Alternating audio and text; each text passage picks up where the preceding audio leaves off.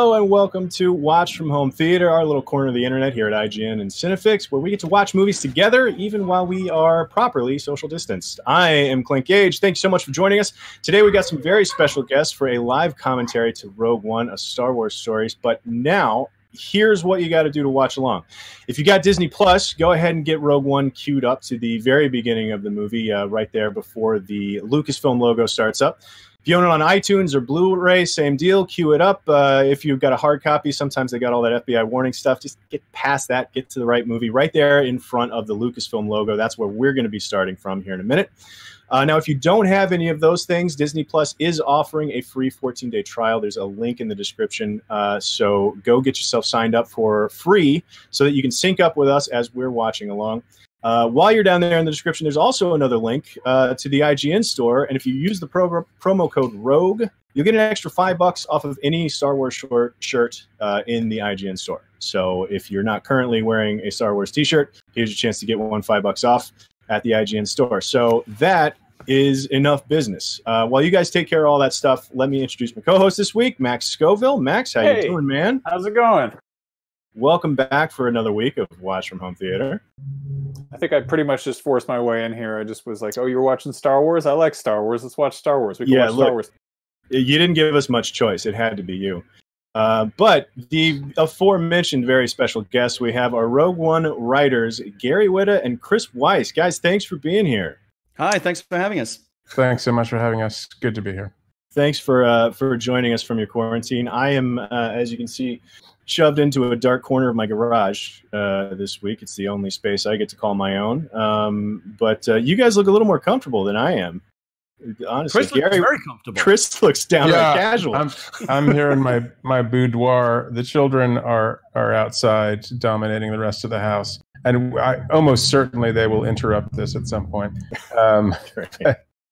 But I'm mostly concerned about not having too much of a shot of my waddle. So I'll be adjusting as we go. It's all about that MySpace angle. You got to have the camera coming down on you. I'm glad I know the angles. Gary, how about you?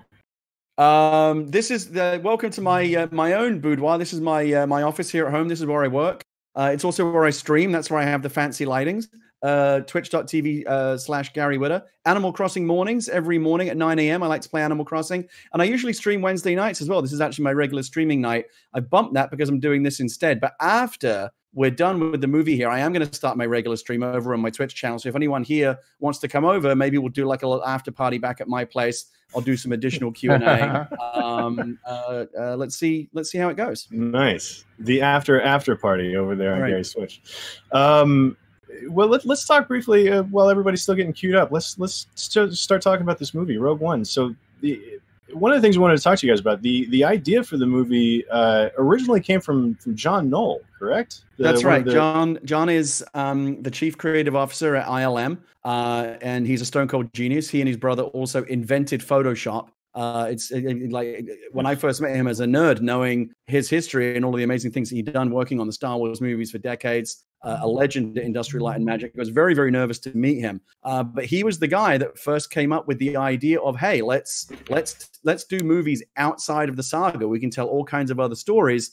And he was the guy that came up with the idea of, hey, why don't we tell the story of how the rebels stole the Death Star plans and created the events that led up to the original movie. He took that idea to Kathy Kennedy and pitched it to her. She really liked it, thought it was a cool idea. And they then somehow found me and asked me to take John's initial story ideas. He had like a couple of little documents, like 2 or 3 pages of a rough story outline, very, very early versions of the Jyn Erso, K2SO type characters, and a very kind of rough plan for like what the story would be. And I kind of took it from there, developed the story, wrote the first draft of the script. Chris came on after me, made it infinitely better. Tony Gilroy the last leg of the kind of the writers relay race, and the result is what we're all about to watch. Yeah, so you guys, the work you guys did on the movie didn't overlap then. No, I mean it's like Gary said, it's kind of a relay race. You know, that you sort of get exhausted and put out to pasture, and then hand it on to somebody else. I mean, that's kind of the great thing and the sad thing sometimes about working on Star Wars is that it's more of a public trust than like something that any one director or writer owns. So you're going to serve your part and hope you kind of move the ball forward as well as you can. So Gary and I got to know each other afterwards, actually, sort of comparing notes and battle stories. We sat next to each other at the premiere. Aww. Yeah.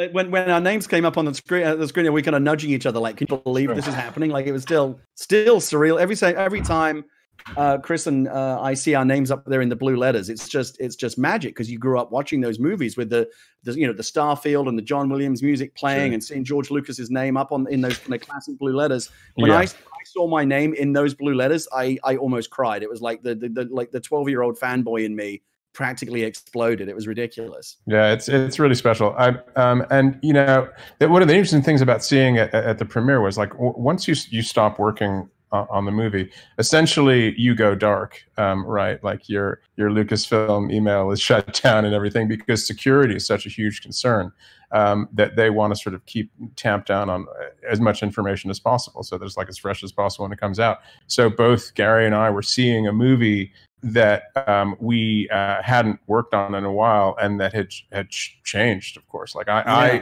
my bit of work was over the moment that the production moved to London. My wife and I are going to have a baby, and we stuck around in LA. And so it was a weird mixture of sort of seeing a movie that you'd worked on and also seeing a fresh, like, new Star Wars movie, which is so exciting. It's like the best of both worlds. Yeah, it's a weird hybrid experience. I Gareth had shown me little pieces that he had cut together. I'd seen like rough versions of it, but not a finished version.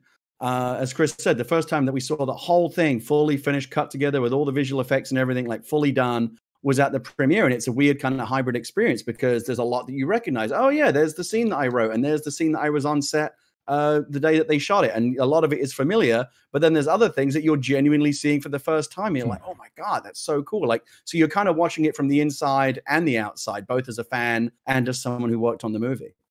Yeah. The other thing that we'll be doing tonight is, if you're watching at home, wherever you're watching, just leave a comment or a question there in the comments, and we will get to it if we can. For example, this is a good segue here. There's something that you just kind of touched on. This is a question from Kyle Steves, who's watching on Cinefix. How does working on Rogue One compare to other projects in terms of fan expectations? We touched on that a little bit. Like, is there a comparison? I think it's a question of degree, right? Because obviously the desire not to drop the ball is always big, no matter what the movie is. But when it's Star Wars, and especially when it's something that you grew up watching, like I remember very vividly seeing the first Star Wars at age 7. Right, in a movie theater, and that changed my life. So it's not just the expectation of fans who are rightly concerned, like what's going to happen with this kind of public trust of this franchise, but also like how are you not going to let down your 7-year-old self. So yeah, the pressure is big. I think I don't know what Gary thinks about it, but the only way to get on with it is sort of to try to not think about it, to try to kind of cordon yourself off from the Twitter sphere during the time that you're working on it. Yeah, I mean, from my point of view, coming at it from very much as a fanboy, someone who knows every frame of the original trilogy, like, back to front, I definitely felt the weight of that responsibility. And to be fair to Lucasfilm, that all of that pressure was internal. Like they were just, enjoy yourself, have fun, like make a movie, it's going to be cool. But I was like, oh my God, what if we screw this up? What if we screw this up? Like all my writers' neuroses were kind of in overdrive. And particularly because I feel like there's something unique to Rogue One in that it's a direct companion piece to the original movie, the one that started it all. Yeah. I remember saying to Gareth, this is kind of like being asked to build an extension onto the side of the Taj Mahal. And if the extension is ugly, it's going to blight the actual Taj Mahal forever. And I remember Gareth going, oh my God, why did you have to say that? Because I really should have kept that thought to myself. Yeah. But the amazing thing about, in the end, I think we did a good job. And the greatest compliment that I've received, and I've heard this from a number of people, is they think it actually makes the original movie better. It's a really fun experience to watch the two movies back to back, because now when you watch A New Hope and Luke Skywalker gets those Death Star plans, now you know how much was sacrificed to get them this far. And they wind up in the hands of this nobody farm kid. You're like, oh, geez, you better not screw this up. So the idea of watching them back to back, and the movies were always Rogue One was always intended to kind of dovetail right into A New Hope. It's actually my favorite part of the movie is at the very end when you start to realize, oh shit, we're watching the beginning of the original Star Wars now. That's so cool. And I think in that regard, we did a good job. Now, Gary, I have a question for you. Your background is originally in game stuff. You used to do games press, and you've written a bunch of games. When you first heard the sort of premise for this, were you like, they tackled that in the first level of Dark Forces?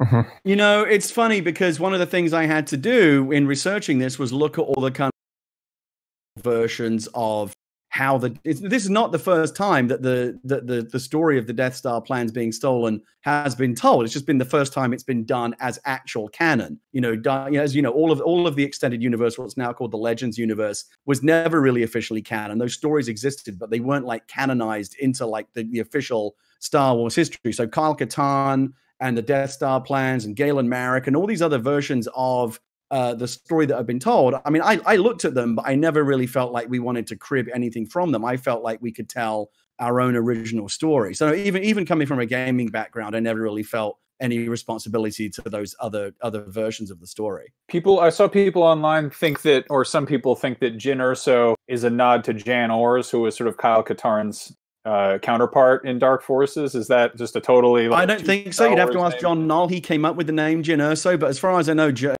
gaming nerds, so my guess is no, I don't think so. Mm-hmm. All right, well, let's get into the movie. We got one more thing I want to talk about before we start playing the movie, and that is part of the reason you guys are joining us today is to raise awareness for a couple of charities. And Gary, you chose Stack Up. StackUp.org. They do amazing work. I first met them at PAX last year, and it's a tremendous organization. It's founded and run mostly by military veterans. And what they do is they support, through gaming, active service and retired military. For the active service guys, they send out what they call supply drops, like, PlayStations and Xboxes and video games for guys who are downrange, serving overseas. There's a lot of downtime in the military. They sit around, with nothing to do. Video games help them pass the time. And then perhaps even more importantly, after the fact, they provide therapy and counseling services. Their big thing is to help reduce suicide amongst military veterans, which is a really serious problem that we don't talk enough about in this country. And Stack Up is one of the charities doing terrific work in the area. So I'm happy to support them. That's great. And Chris, you chose the International Rescue Committee? Yeah, I did. I mean, they do amazing work with refugees. I think that one of the phenomena of the pandemic is that quite reasonably people sort of start to think about what's needed most at home. There's kind of not just a constriction in how people are spending their money in terms of leisure, but also in terms of charity. And it's natural to want to give money to help first responders get PPE and to help feed people affected by the COVID crisis. I think every once in a while we should also realize that this is kind of means that the International Rescue Committee and other charities that are working worldwide are missing out on what would normally be their sources of funding. So Gary's charity sounds fantastic, and there's a number of sort of domestic charities I'd love to support, but International Rescue Committee is doing some great work worldwide in Syria, just to start. Well, we've got links in the description for you guys to read up more on those charities. Thank you very much, guys. But let's get started. Again, wherever you're watching, leave a comment or a question, and we'll try to get to it as we go. But everybody get your movies queued up, and let's go ahead and start it in 3, 2, 1, play. Let's go. Just that Lucasfilm logo alone gives you a chill, I think. I love seeing that. Right? It's a warm blanket of a logo. Yes.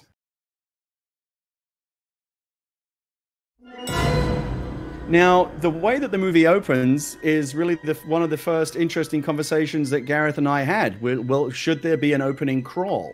That was my first question for you guys too. I wanted to how hard was it to not write one? I did write one. You did. You'll never see it, but I did. I wrote more than one. Back when we were still experimenting with the idea of maybe doing one. But one of the things that we arrived at fairly early on in the process was realizing that it was okay to liberate ourselves from the traditional storytelling language of Star Wars, and a lot of the visual tropes, the iris wipes, the opening crawl, things like that. We felt like these standalone movies had more license than the saga films to try and do something a little bit different. One of the other conversations we had here is, can we do a time jump? What you're seeing here takes place like 20 or so years before the rest of the movie. Star Wars has never done that in the saga films, never did a time jump. We did one. And once we realized that it was okay to do that, we felt a lot more creative freedom to tell the story the way we wanted to tell it. Yeah, that reminds me of this funny moment where at one point I was talking with Gareth about a montage, like, would we possibly have a montage sequence? And he said, a montage in Star Wars. Interesting. And I knew that he would never do it. There's certain things that are just not Star Warsy.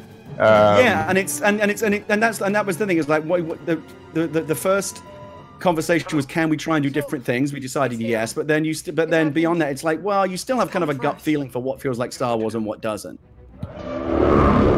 This is actually the very first scene that I wrote. Very first scene. Gareth and I talked a lot about how much we love the opening of Inglourious Bastards, if you remember that, with the French farmhouse, where Christoph Waltz, the Nazi, comes to interrogate the French farmer. And this scene was very much inspired by that. Krennic is basically the Christoph Waltz Nazi in this movie, coming to interrogate the poor innocents who have to hide this girl. I don't know I'm surprised that actually one of the more direct cinematic references and influences in the film. I'm surprised more people didn't pick up on it. But you should have had him ask for a cup of blue milk. Like a comically big cigar. Yeah, maybe. Right. This was shot in Iceland, if I recall. Hats off to Greg Fraser, amazing DP. What a cinematographer. Who would come off shooting Zero Dark 30 at the time, so you can sort of feel some of that. Yeah, military. And he went on to shoot The Mandalorian as well. Just an extraordinary DP. I think the look of this film owes so much to Gareth's sense of visuals as well. He's really an extraordinary. He's an incredible visualist. If you've never seen his debut movie, Monsters, go find it. It's incredible. Yeah, it's really wonderful. Now, Gary, it might be worth pointing out that at one point here, Jin's mum was a Jedi. And I don't know if that's ever been talked about, but yeah, in the original version here, and the Kyber crystal, I think, is like the last tiny piece of that's left. But the original idea was that she was a Jedi in hiding, and it was one of the first things that got killed, and rightly so. Again, and that was kind of a vestige of me as a fanboy wanting to feel like we were checking all the Star Wars boxes, because it felt, as much as I love the whole military angle of Star Wars, the rebellion and the Empire. I remember saying to Gareth and to Doug Chang, who was in the room as well, that this is going to be the very first Star Wars movie that doesn't have a lightsaber in it. Like, how does that make you feel? And they were like, it makes us feel great. Like, we want to do those different things. Of course, it ended up not being true. We have an amazing lightsaber sequence at the end of the movie. We'll get there. Anyway. Yeah. But one of the things that I learned early on in the process was like, and I think Chris touched on this as well, you've got to leave the fanboy part of yourself at the door, because sometimes it's not helpful to be too much of a fanboy, because you do, I think, otherwise have that instinct to want to check all the boxes, but you don't necessarily have to. Just check the boxes that need to be checked to tell this particular story. Yeah, there's something interesting that Gareth eventually was keen on, which was to imagine a world there was no direct evidence of the Force. Right. And so what was the period like before Luke Skywalker came along and met Obi-Wan, and there was this new hope. There's a kind of a period of possible despair, and how people were going to hold themselves together in the meanwhile.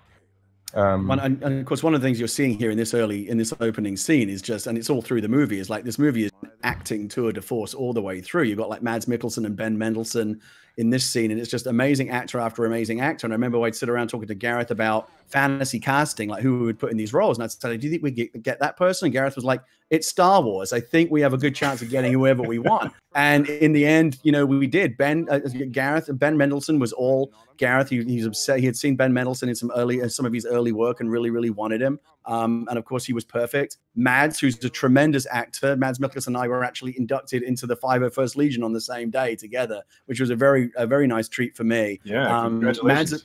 Mads, of course, who is mostly known for playing bad guys. I thought it was very, very clever to cast him kind of against type here. Mads and I actually disagree about whether or not he plays a good guy or a bad guy in this movie. He thinks he plays a bad guy. I think he plays a good guy. But maybe, really, I think it's a little bit of both. It's a bad guy who becomes a reformed good guy, which is always my favorite kind of character.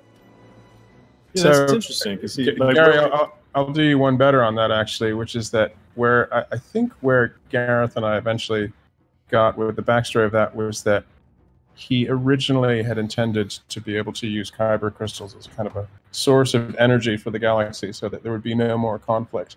And it became weaponized right under the I believe they actually touch on that in some of the spin-off novels. That was always one of my favorite. They added after me, you know, the idea that kyber crystals were used to power the Death Star, I think, was an idea that had been floating around, and we kind of crystallized it, to forgive the pun, in this movie.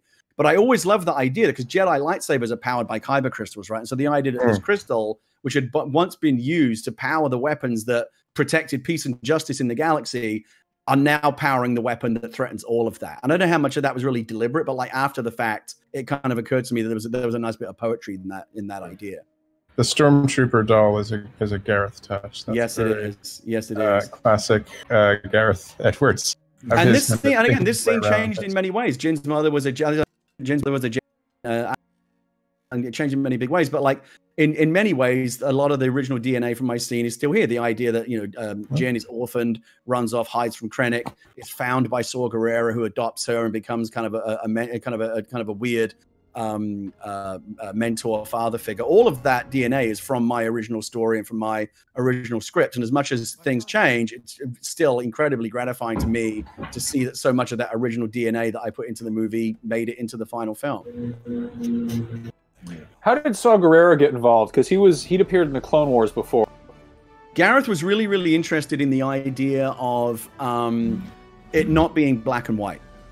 That there'd be shades of gray on both sides. That there would be good people on the Empire side and bad people on the rebel side, because that, of course, you know, reflects real life more in a more nuanced way. And so, and we very quickly honed in on the idea of an extremist militant rebel, someone who legitimately had crossed over from being a freedom fighter into just being a terrorist. And we were sitting around with Kiri Hart, who used to be the head of Lucasfilm's story group and who helped guide the creative process. And we talked about that idea. So if only we want who's our Colonel Kurtz? Like, we want the guy at the end of the river, you know, the Marlon Brando, Colonel Kurtz, Apocalypse Now type character who's gone off the deep end. And Kiri said, well, you know what? George actually created a character for the Clone Wars that might fit that really well, called Saul Guerrero. I was not familiar, but went back and watched the Clone Wars and saw this character in Saul Guerrero and thought, oh, wow, he's perfect. What would he look like? He was already kind of a fanatic in the Clone Wars. What would he look like 20 years later? And that's how the character of Saul Guerrero, Forrest's character in the movie, came to be. Diego Luna. This is Tony Gilroy's stuff. This is some of the stuff that was added fairly late in the process. Yeah. So since a lot of the story of this movie, like you were talking about earlier, the relay race aspect of sort of the writing of it, I might do a scene check periodically. Be like, okay, whose scene was this? Yeah, I think this is Tony Gilroy's. Yeah, for a long time, there was a sort of a dramatic irony to whether the rebels knew just how bad this mysterious weapon that the Empire was building would be. And my guess is that in between Gary and myself's time on it, the decision was just made to be a lot more clear about. In the earlier versions, the Death Star is something that Jin goes and finds, and she begins to put together. It's much more kind of like Zero Dark 30, where she's putting together the clues of, you know, Bin Laden is in this house in Pakistan. The Empire is building this terrible weapon, and it was a battle for Jin to try and convince the rebels to take it seriously. And I think the feeling was like that was too much of a slow burn, and so what happened in this scene, I was going to say but not really, because I had nothing to do with this scene. I think it's a really cool scene, was to kind of front load that much more and introduce the idea that the Empire was building a planet-killing weapon like right up front. And they're also definitely introducing the idea that Cassian can be quite dark, right? He kills his own god. There's a terrific moment, right? Kind of, where is it? It's after he kills this rebel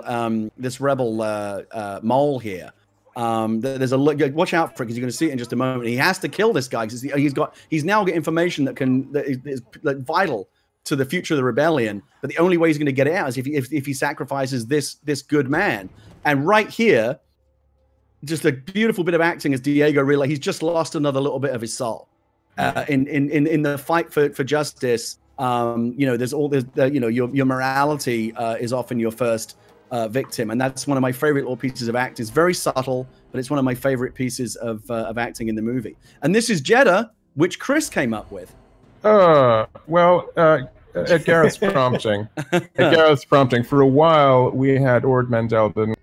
We had Ord Mantell, yeah, and then it sort of shifted a bit to the notion of an occupied territory, like in Casablanca, right? And so this has a bit of a flavor of that, which is a part of the empire that has been taken over, that is under the kind of violent oversight of the empire. Well, a lot of what happens often in the development of a movie is consolidation in order to make the movie not cost $500 million. And in the original drama, Jyn went to Ord Mantell, which is a planet that's referenced in The Empire Strikes Back, to find an arms dealer who could help her find Saul Guerrero. There was a bunch of action that happened on Ord Mantell, and then she went to another planet where Saul Guerrero was living on this kind of hidden moon. His kind of splinter group, his militant faction was on a moon called Yared, I believe, but it was a separate planet. And I believe, and as the story kind of consolidated down, like we can only go to so many planets, Jeddah kind of filled in for both of those planets. Yeah, I mean, you do sit in a meeting where they tell you to lose a planet. Because there's a budget shortfall. It's amazing to think that Star Wars actually has a budget, but it does, because you just sort of think they just make it. I remember saying to Gareth, we can't throw everything in the kitchen sink at this movie when it's Star Wars. When can we do it? But budget realities play a part even at the very, very highest end of movie making. I'll give you another example. Originally, you saw the rebels at the beginning. The rebel base is actually on Dantooine, and you see the rebels evacuate Dantooine and move to Yavin 4. But it didn't really accomplish anything in the story other than to kind of nod to the Star Wars fans. Hey, remember Dantooine? Like when there was an evacuated rebel base there. Well, now you get to see them evacuate it. But it didn't move the story forward, and it would have cost a ton of money. So we lost that, and just all of the action takes place on Yavin 4, and we saved a bunch of money. This is, I believe, again, this is Tony Gilroy stuff, I believe. I think that's right. Yeah, see the development of Jyn from, at one point Jyn was already a rebel soldier. We toyed with various other possibilities, that she was a deserter, that she was a sort of a Rey-like scavenger. But obviously you can't do that once you learn what the other hand of the Star Wars universe is doing. Yeah. That's the wild thing, is that when you're sort of doing this,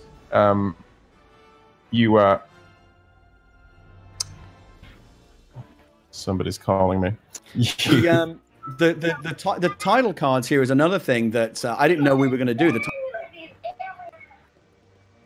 Quite late, and I think the feeling was, considering that this was a military 0-30 type movie that often used those kind of location cards, somewhere in the Pacific Ocean and stuff like that, that they felt appropriate. The only time that they don't use a title card is Mustafar, because I think they wanted to preserve the mystery of that location until they have the fans go, oh shit, this is Mustafar, rather than just spell it out for the audience. I was on this set. I like that logic a lot. Because Mustafar would be totally under wraps, imperially speaking. Like that would be one of those off the maps planets. Right. The first day I walked onto this set, I almost cried, because they had rebuilt this set from the original New Hope construction plans, and it was like stepping back in time to 1977. And I just welled up with emotion. It was incredible being on this set.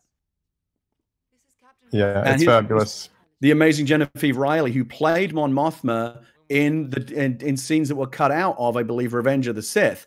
And it was my idea to bring Mon Mothma back into the movie because she's one of my favorite characters from Return of the Jedi. I wanted to see a younger Mon Mothma, and Lucasfilm went and found Genevieve, and they said, "Hey, do you want to?" She's already perfect for it, and she's just wonderful in this film. I'm so glad that Mon Mothma's in the movie. I'm a really, really big fan of Return of the Jedi. I don't care what the haters say. Return of the Jedi is one of my favorite Star Wars movies.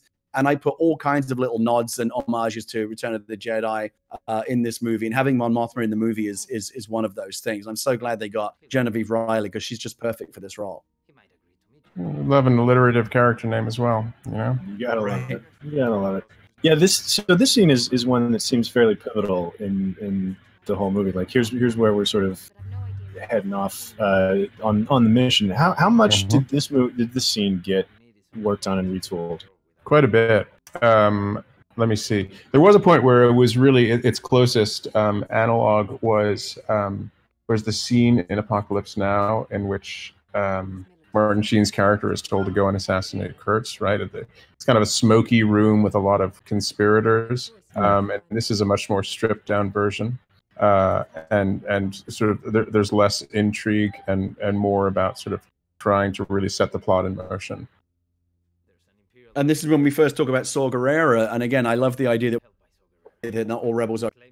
There are, in fact, this is the core of rebellion. This is like the official licensed version.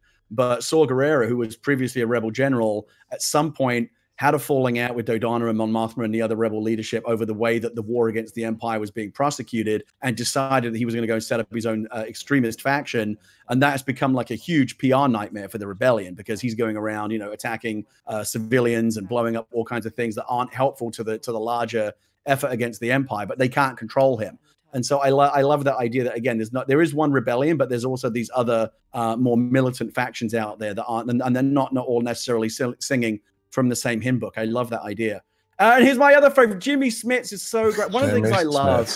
One of the things I love about this movie. Jimmy Smits gets a pop every time. I think this movie really beautifully bridges the gap between the prequel trilogy and the original trilogy. And one of the ways in which it does it is bringing back Jimmy Smits as Bail Organa, and he's aged perfectly into the role as well. The length of time between the prequel trilogies and this one. But meanwhile, look at Yavin. Oh my God! Look at just getting to see more of the. Look how good this face. My God, Gareth just shot the shit out of this movie. This is another great example too of Gareth. It's always his sense of scale. Like everything from tiny details to giant wide shots always look really beautiful and lived in. Like and you mentioned Monster, and obviously Godzilla was another one of his.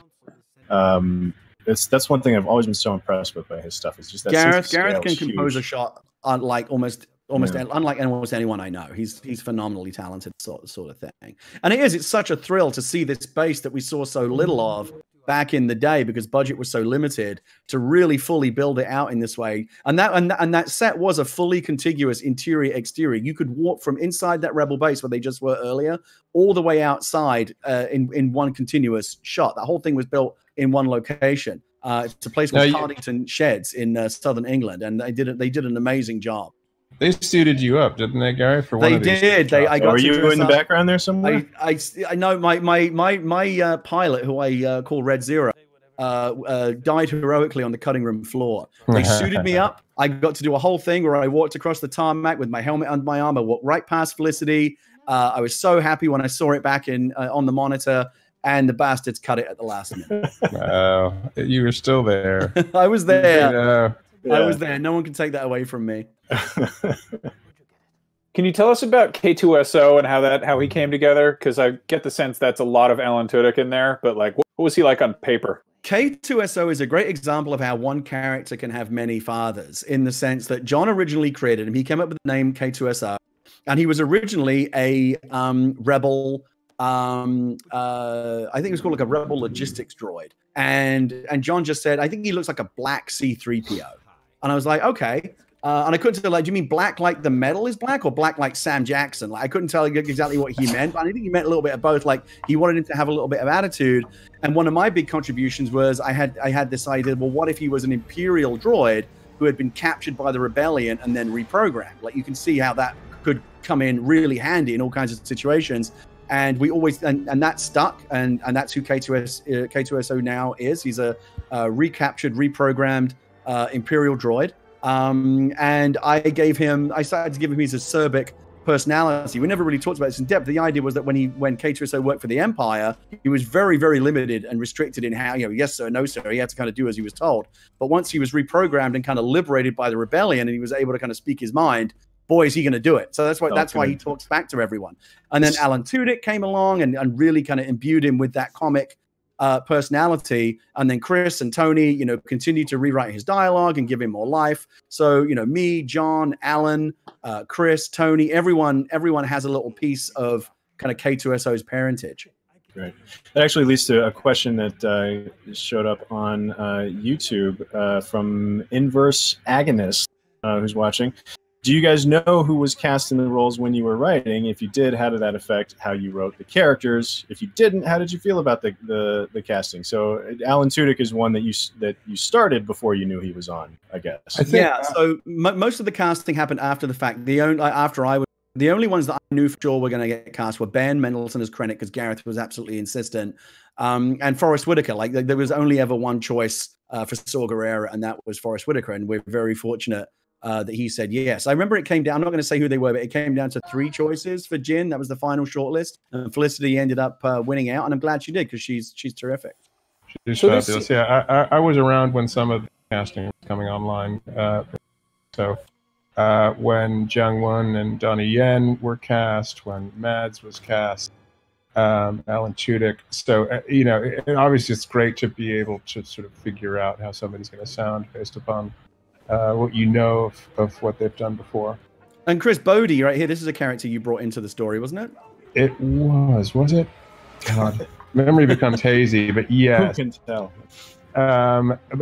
Listen, by the way, the one soapbox I'm going to get up on about it is Pal Gullet. Bor Gullet at some point. I don't know if we've seen him yet. We just heard that he's on his way. Look at this scale from Gareth. My God, those tiny little Star Destroyers up against the giant disc. This is actually another one of my favorite little things that I got to review here is, and we'll talk about Tarkin in a moment. Like, I wanted to see the final completion of the Death Star, and it always occurred to me that the actual kind of laser array, like the dangerous part, they would build off-site, and only after they had tested it and were sure that it was safe would they install it as a separate piece into the actual Death Star itself. And this was a scene that I wrote into the script. I remember writing in the script, we're witnessing a historic moment in the history of Star Wars, the final completion of the Death Star. So to see that dish finally go in, and again, when you write these scenes in your head, you kind of imagine what they'll look like, but you would never imagine they're going to look this good. And it really, really, really was an incredible thing to see brought to life.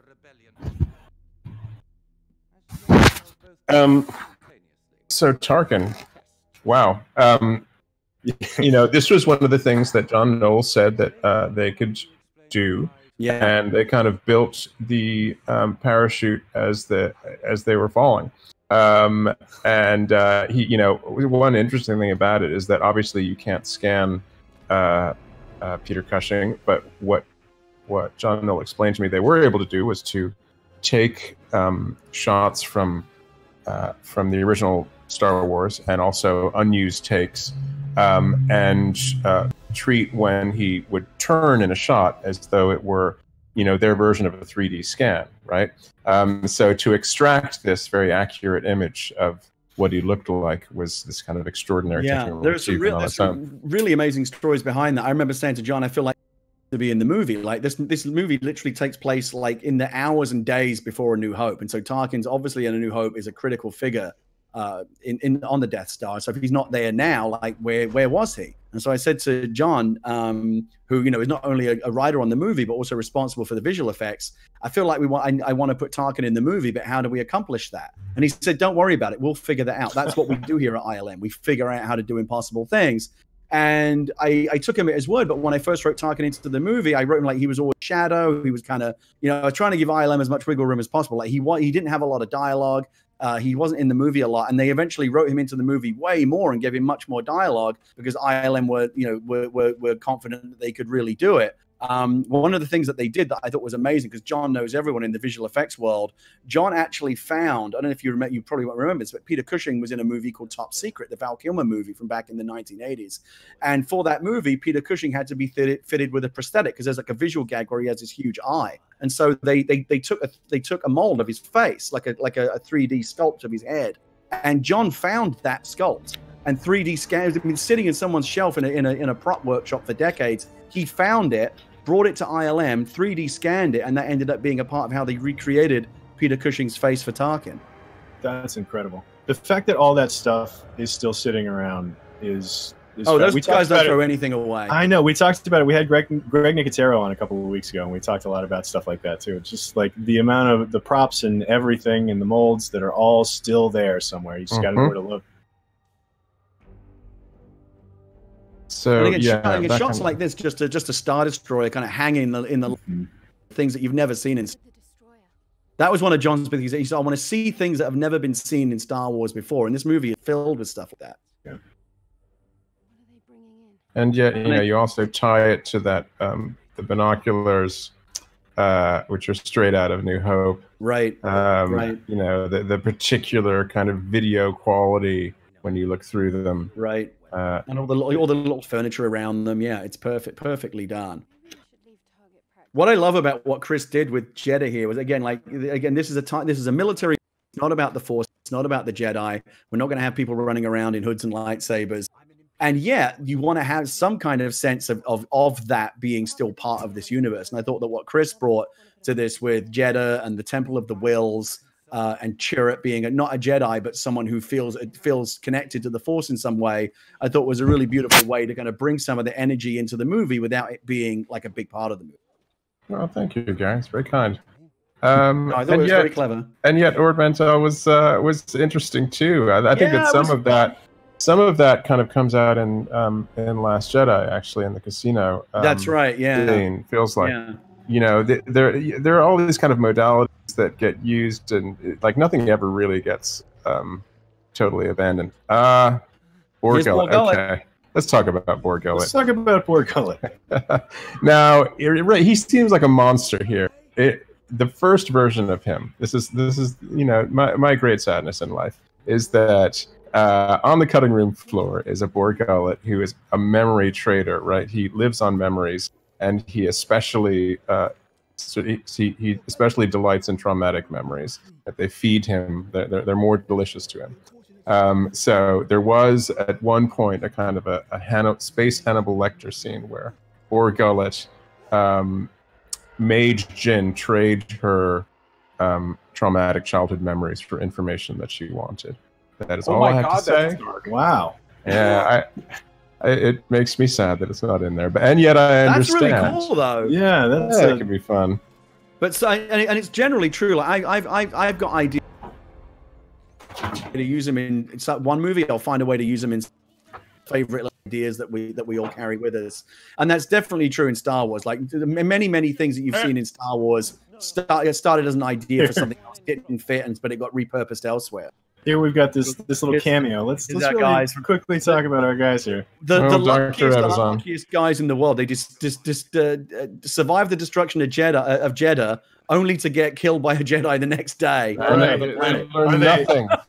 on their way to a ship to head to Tatooine right now, I guess. Well, they must have had to drink it off in the Mos Eisley cantina, and just think about how relieved they were, and they got a little loose, and then they got into the fight. Yeah, it really makes it. It puts them being in that cantina in a new light. Like you could read that into it as they're having to. They feel like they're in just survive the destruction of Jeddah, but then they pick a fight with the wrong guy. This actually leans into. There's a question from IGN YouTube channel. Jacob's Quest is the username. Are there any Easter eggs and references that you wanted to put in that didn't make the cut? Oh, so many. I mean, really, your first job when you're writing Star Wars is to try to sneak in names of family members, friends, things that you care about, and to see if you can get away with it. And some of the time you do. And there's a long history of that. I mean, many Star Wars names from the ones created on down come from really dumb places. Like if you actually ask them, like, where did that name come from? They'll tell you a really silly story. Do you have any of the names that you came up with for this well, I mean, the classic one is the name of Scarif, the planet at the end, which is that's my favorite. Which is a Starbucks barista's interpretation of Gareth saying it's Gareth when they asked what the. I said to Gareth, I've named all the planets so far. It's time. You should name one. You should have a planet because I want to do it. I said, well, give it a think. He said, what do you want me to name? I said, like the final planet where they steal the plans. He said, okay, I'll go think about it. And our office was kind of adjoining the back of a Starbucks, and Gareth would go there every day, and he went there to get his frappuccino, whatever. And he's English, so he has a very English accent. And the barista said, "What's your name?" And he said, "Scarif," as in it's Gareth. It's Gareth. And they wrote Scarif, Scarif, on the cup. And Gareth brought the cup back to me. He said, "Look how they spelled my name today." Did anybody tell the barista about that? I mean, maybe she's heard it through because that's a story that we've since told many, many times. But that planet. This one of the most significant planets in the history of Star Wars was named by a barista who misspelled Gareth's name on a coffee cup. Yeah, that's great.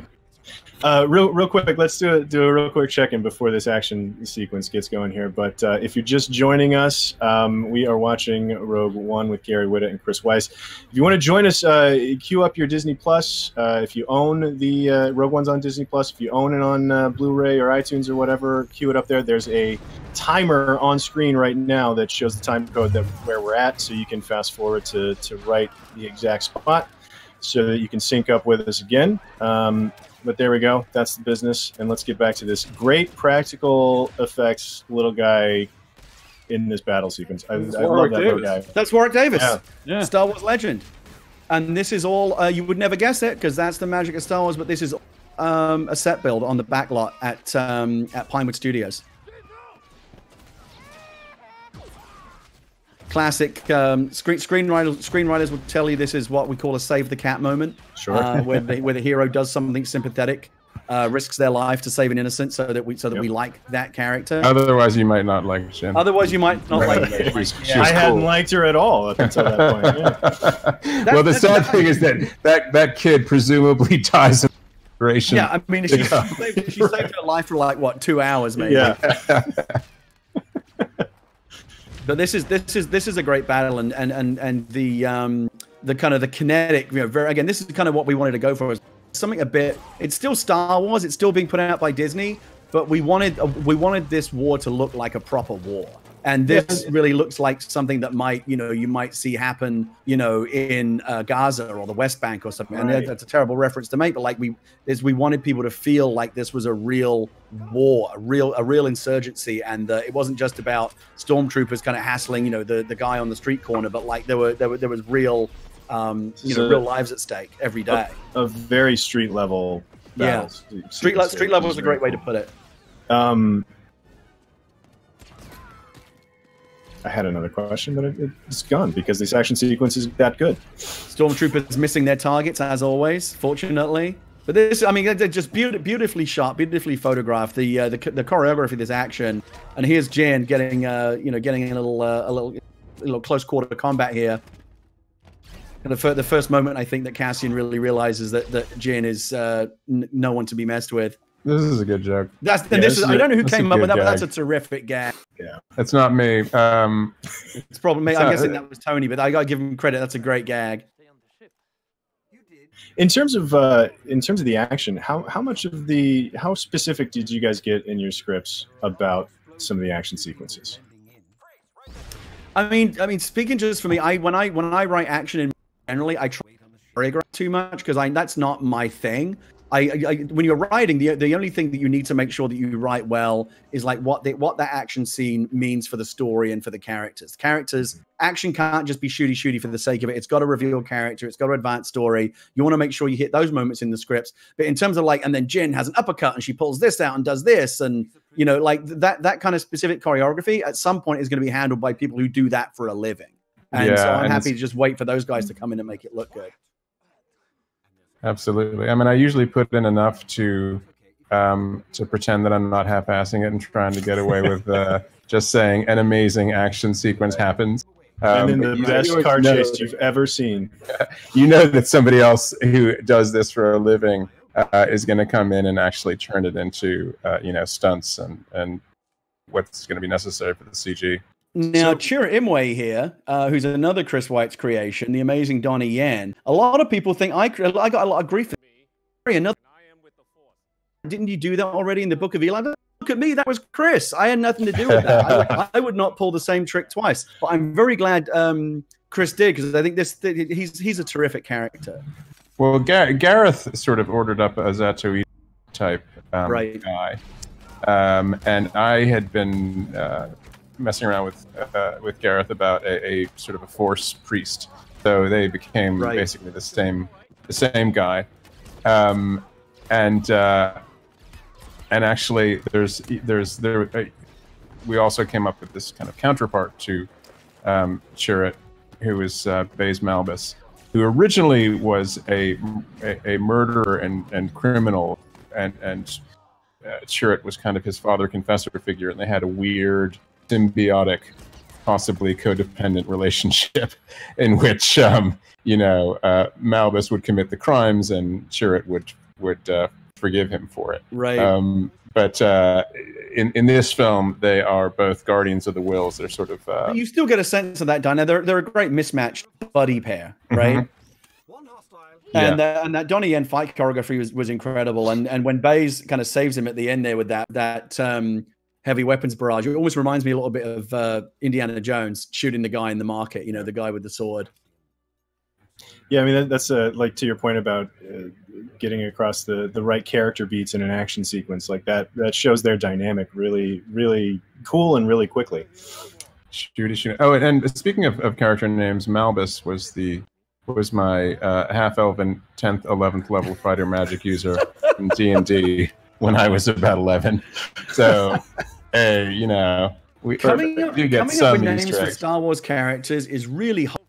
You don't know a name that belongs in the Star Wars universe or it doesn't, and there's no rules for it. You just know it when you hear it, and it's really hard to come up with good names for Star Wars characters. Right. It's not like with Tolkien where there's an entire fleshed out Elven language and everything makes sense according to the grammar and vocabulary of that language. Right. When George Lucas was coming up with these things, he just liked the sound of certain things. Like you can hear the name Wookiee in THX 1168, 1038. Just in a sort of passing bit of dialogue, and then it became the name of an entire species. So yeah, it's kind of fun to try it. And like with everything, you sort of something is either Star Warsy or not. You kind of know it.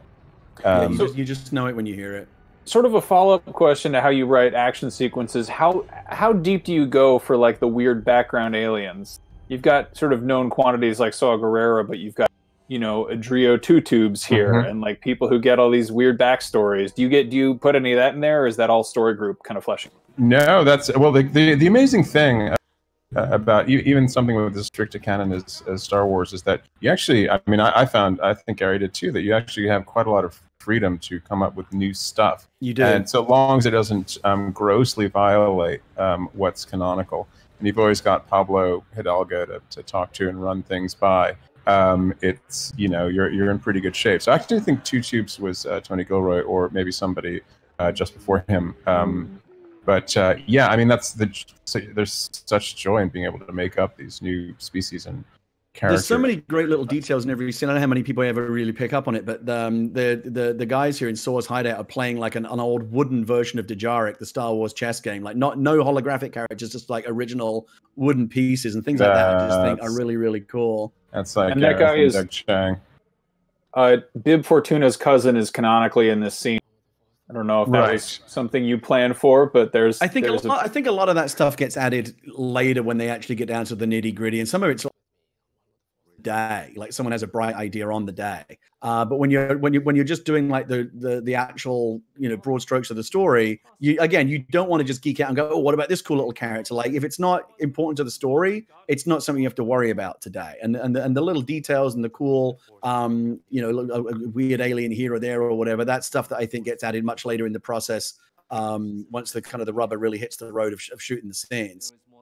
I did get shot down once by Pablo because I wanted a Tusken Raider to have gone off Tatooine and joined sort of guerrilla rebellion forces and said no, they don't leave. They don't one of the things that Lucasfilm really wants you to avoid is what they call the problem, where they don't want the same characters bumping into each other all the time just for the sake of like, oh, look, it's that guy, look, it's that guy. In a very, very early, we never wrote this, but in a very, very early, I wrote a scene where Jin had to go barter for information from one of the huts, not from Jabba, but like another hut who lived on like a big floating space barge. And they're feeling, and again, the advice you would get back from Lucas was like, we've already seen that. Do something new. Do something like, create something we haven't seen before and grow the universe. And I think that was always great advice. And because you don't want every Star Wars movie to just feel like a remix of your greatest hits. There's a recipe of like just enough of the familiarity to make you feel like, yeah, this is Star Wars, but at the same time, you want to say something new.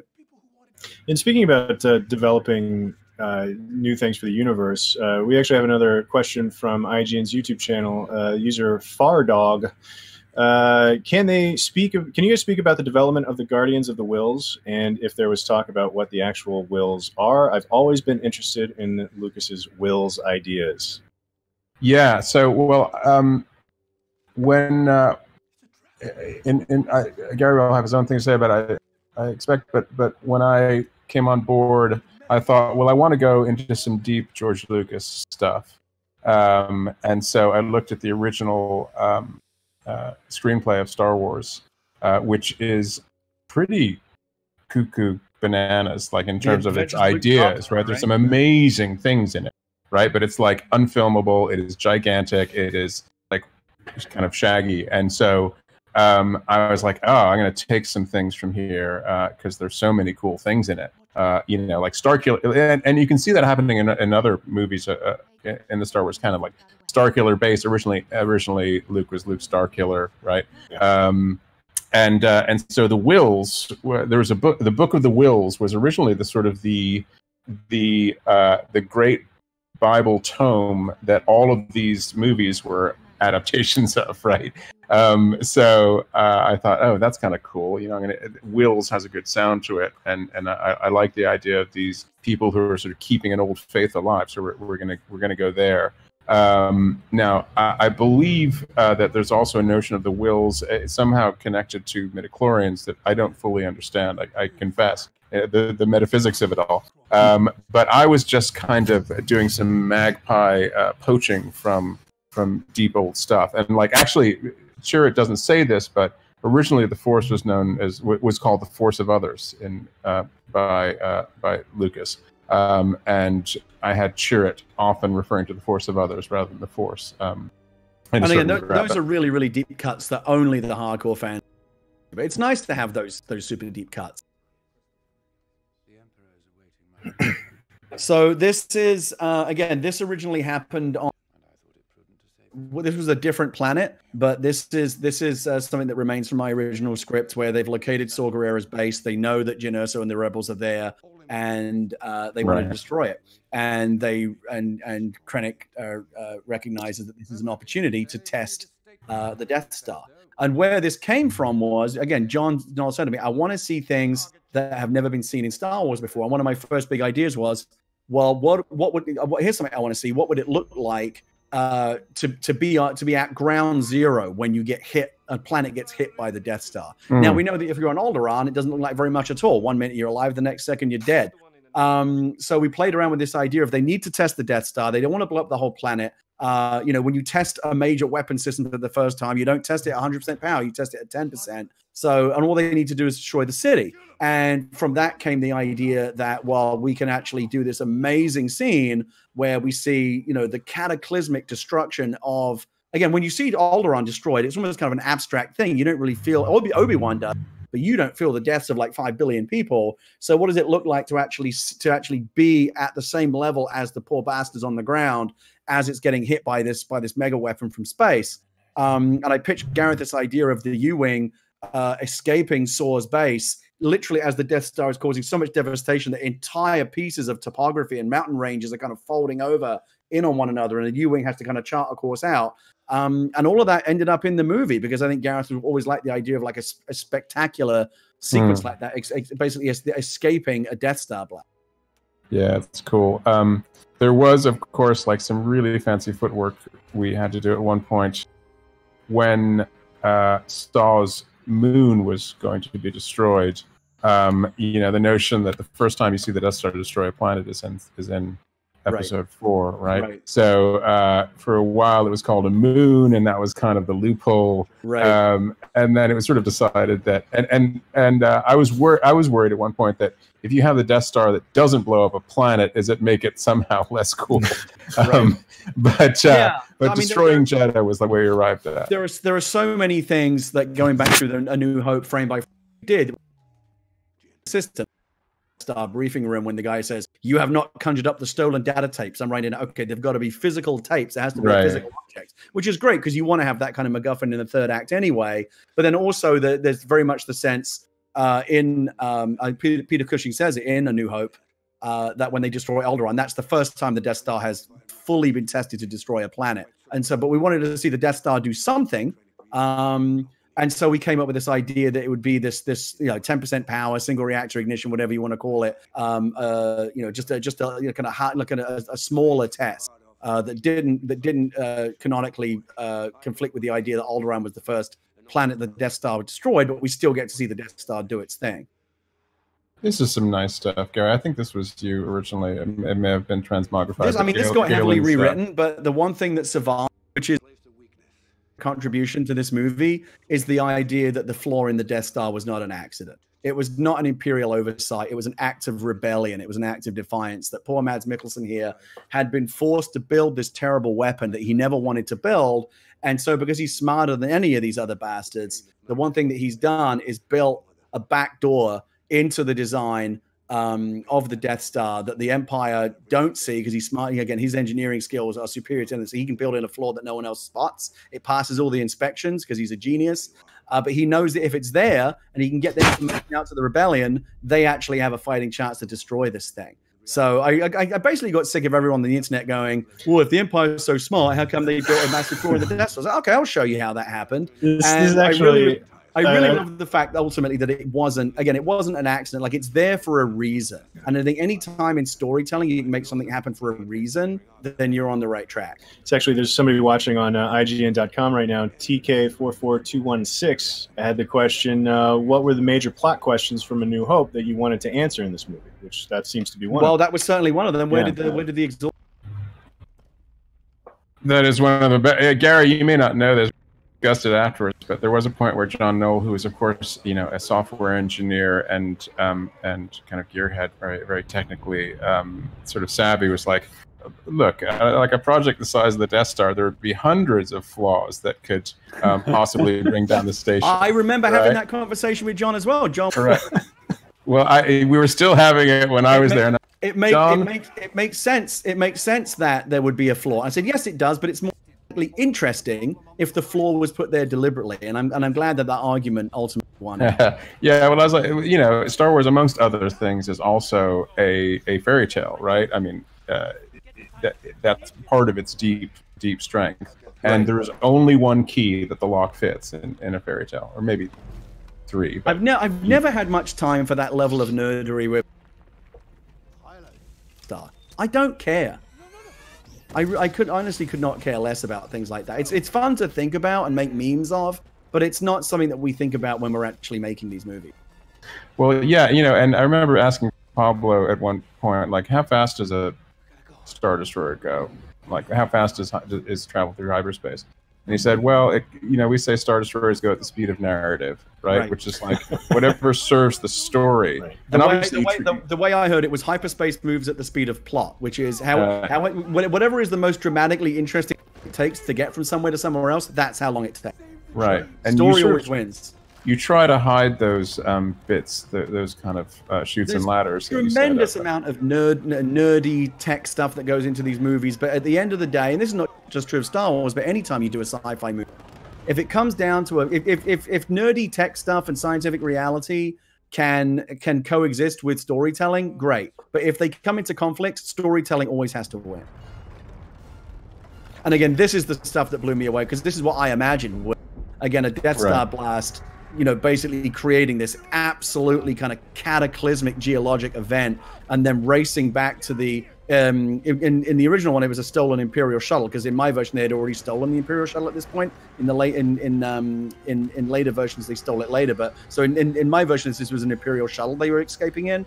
In this version it's the U-wing, but the idea is basically the same. We got to get the hell out of here because the planet is collapsing around us, and it's an incredible scene the way they shot it. I do love the little thing about them having to run towards the destruction. And here comes this tidal wave of destruction. I mean, look at this. And what's great about this is it's also important that Jyn and the other rebels saw up close what this thing could do. Like, it's not a blueprint, it's not an abstract, it's not a theory. They have now witnessed the terrifying destruction, the terrifying destructive power of this weapon firsthand. And so they now know better than anyone how important it is that they stop this thing.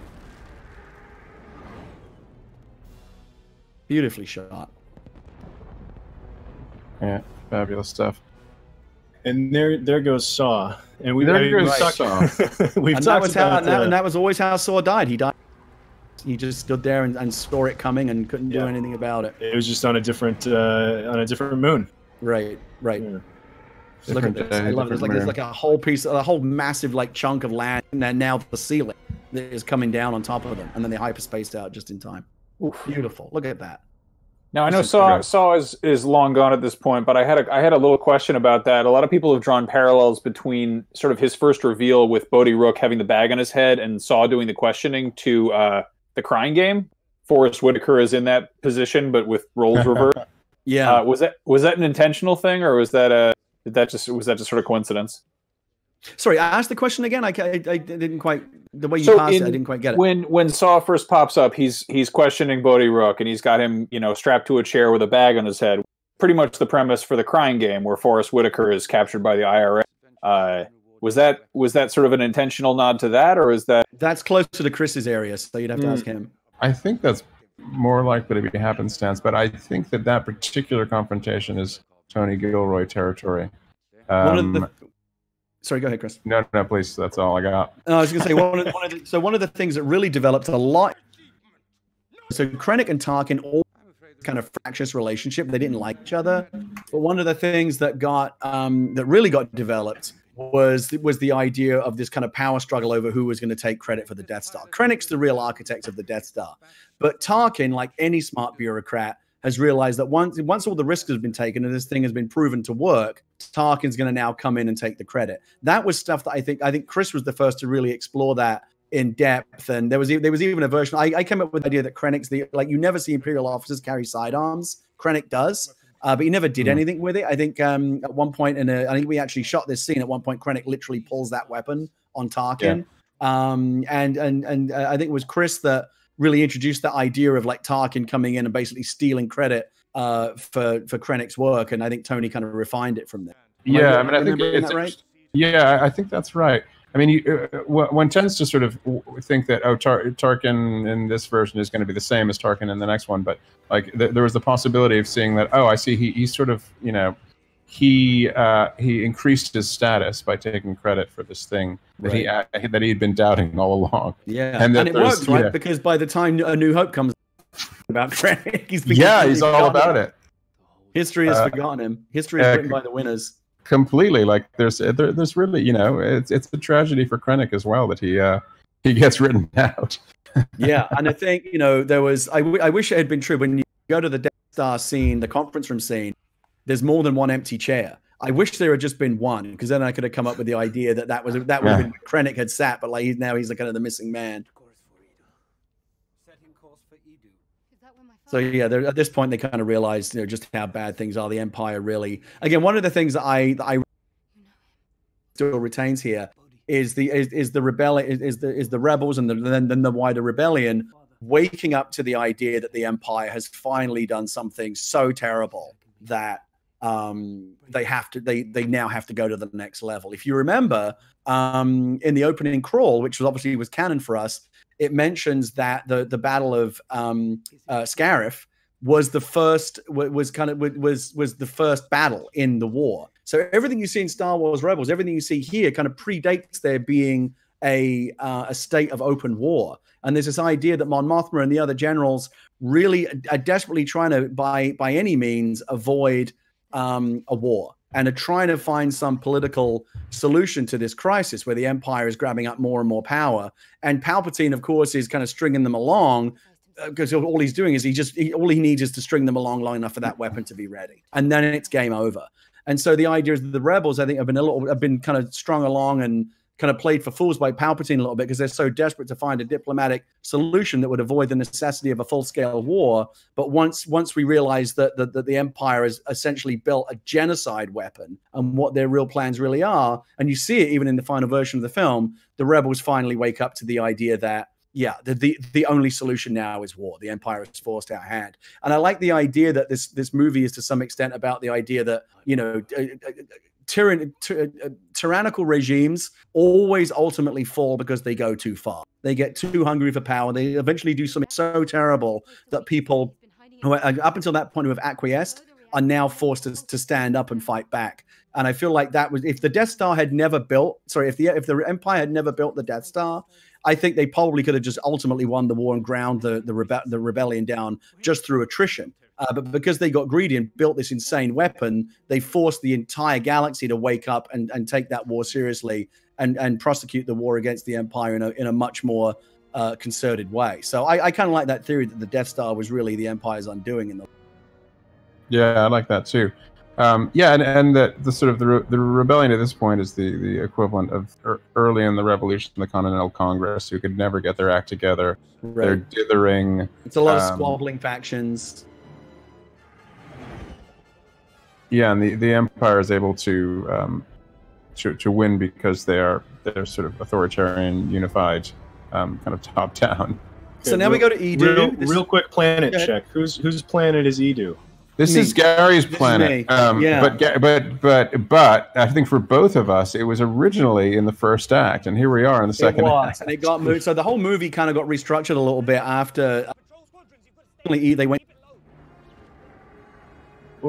Big deflector dish. Not the hey, Gary, I'm sorry to interrupt you real quick, but you cut out just a little bit. Okay. At the start of that. So Edu was originally, they went to this planet very early in my. I was actually building the laser array, the massive dish, and then when it was built, it was shipped to the Death Star construction site, and that was the first hint that Jin had that the Empire were building something terrible. As the movie kind of got jiggled around and restructured, it got pushed back. And became less the place where the dish was built, and more just where they were harvesting and refining the kyber crystals that are the energy source for the Death Star. But this planet, this very kind of this rainy, kind of windswept, very grim planet, where the Empire have this kind of clifftop platform, does come from my original draft. And then I think later on, the idea of a rebel X-wing attack on the originally there was a version where wasn't it? Don't you remember, Chris? It was like Saw's. It was actually Saw's guerrilla X-wings that attacked this planet. Yes, we had all kinds of different versions X-wings, of it. Not the rebel X-wings. Indeed, it was. And let me see. I remember seeing a Saul Guerrero X-wing that was actually painted in like tiger stripe camo. It looked amazing. Yeah, it was like dazzle camouflage. It was great. Fabulous stuff. A lot of rain in this Star Wars movie, right? Rain equals mood. Rain equals mood. So hard to shoot in rain. There was originally a longer version of this where Jin and a little native village, these people called the Iduai, who live in Edu, and they told a story about how about this Imperial facility had poisoned and toxified all their rivers and valleys and farmland because of all the toxins that this refinery was putting into the atmosphere and into the local geography. And again, always trying to kind of put a human face on the crimes that the Empire are committing. Like here's like these poor villagers who are suffering because the Empire have built this incredible, horrible toxic facility right in their neighborhood. Again, at the end of the day, a nice scene, a nice idea, but at the end of the day, the movie didn't need it, so it went. And how much of stuff like that in early drafts of the script went into Mads Mikkelsen thinking he was a bad guy? Like, because you'd have to ask Mads again. Yeah, Mads thinks. Gary, I'm sorry, we lost you again, I think. I was going to say, you know, I think Mads, again, when I last spoke to Mads about this, he really does see his character as a villain. He doesn't feel the exhaust port, and the fact that he tries to undo his terrible wrongs. I think in Mads's mind, that doesn't absolve him of the fact that he did build this thing. And even though there is this kind of redemptive act at the end, I love shots like this. Look at this. I'm sorry, but that's so cool. Yeah, it's fabulous. It looks like a real airbase when you see this stuff. And so, you know, Gareth was a CGI guy before he was a director, and he did the effects for his first movie, Monster, which has the most amazing effects. But he knows how to use these things and how to kind of fit them in a glimpsed way, right? It just looks so real. Yeah. You know, and he shoots a lot of stuff handheld, and that gives you that kind of cinema verite, documentarian kind of thing. Like, it doesn't look like a polished movie. I mean, it looks polished, but it also looks like almost kind of like a combat cameraman filming that stuff, and it gives it a really grounded feel.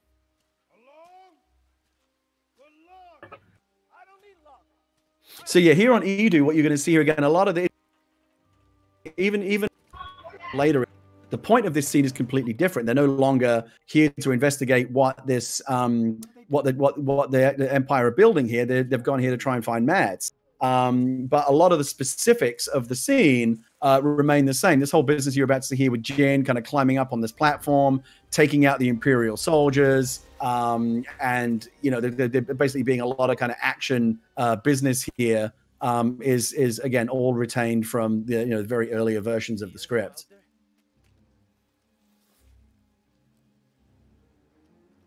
And also the element of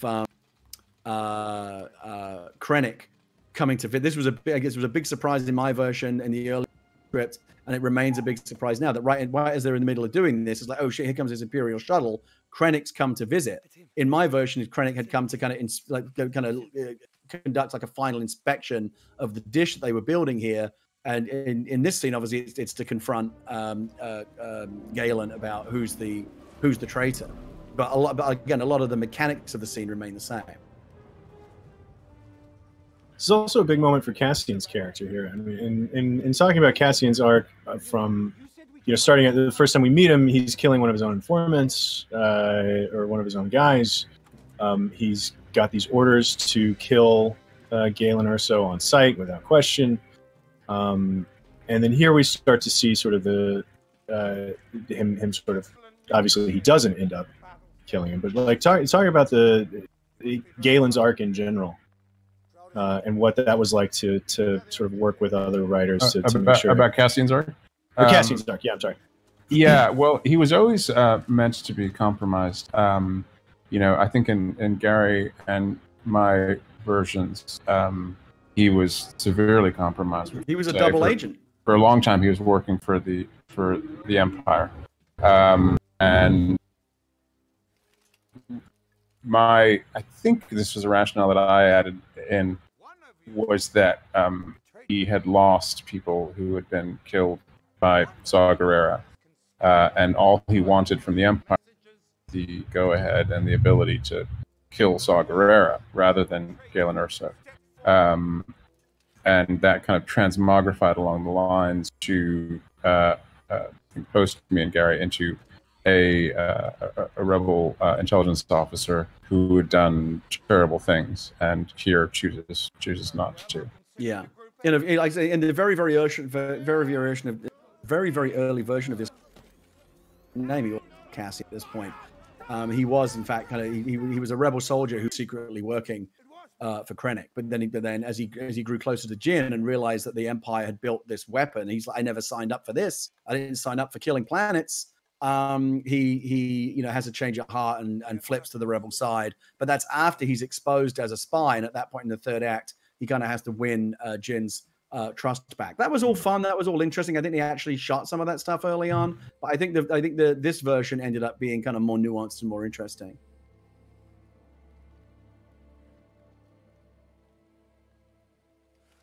And like here, right here is like kind of Cassian's internal conflict playing out. Yeah.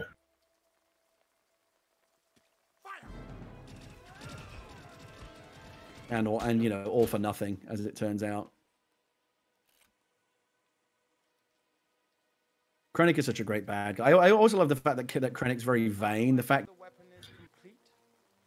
that white version of the Imperial uniform, but he's decided to give that to himself, and the cape, like it's all very, it's all all these affectations.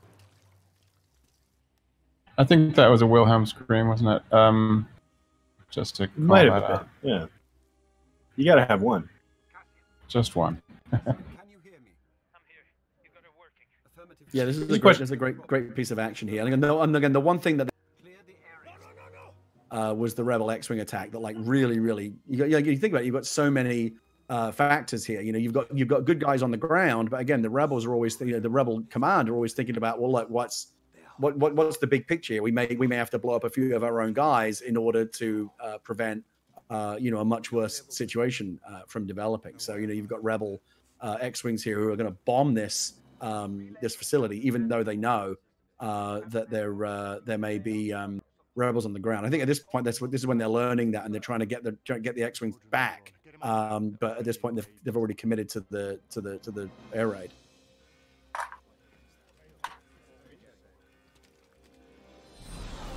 I mean, this is some good World War II movie kind of stuff, right? In as much as and you'll remember this, Chris. I mean, that was the original mission move. Gary, we lost you for a chunk of that one again. I'm sorry, I don't know why that's happening. I lowered my gain knob quite a bit. That was originally what John wanted. Like, when he showed me his reference book of everything he used to originally pitch the movie, it was all things like the Guns of Navarone and the Dirty Dozen, and doing a good old-fashioned men on a mission movie. One of my big reference points was I don't know if you've ever seen a great old movie called Where Eagles Dare with Clint Eastwood and Richard Burton, where they have to dress up as Nazi officers and infiltrate, you know, the Nazi castle up in the Bavarian Alps. All the stuff where they put on the Imperial uniforms and infiltrate Scarif as Imperial officers is all directly influenced from movies like that, where you'd have all these great actors from the 60s and 70s dressing up like Nazis to infiltrate, you know, Nazi bases.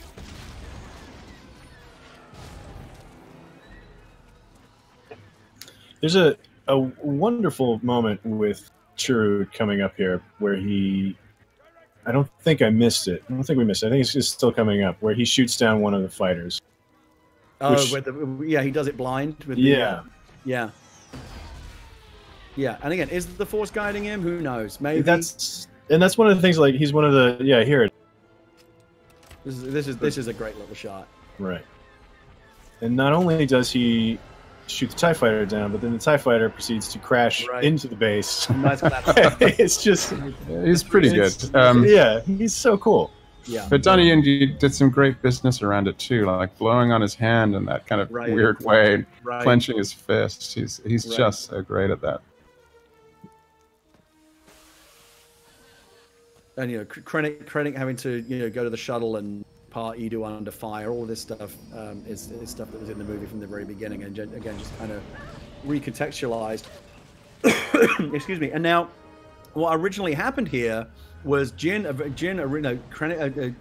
was mortally wounded.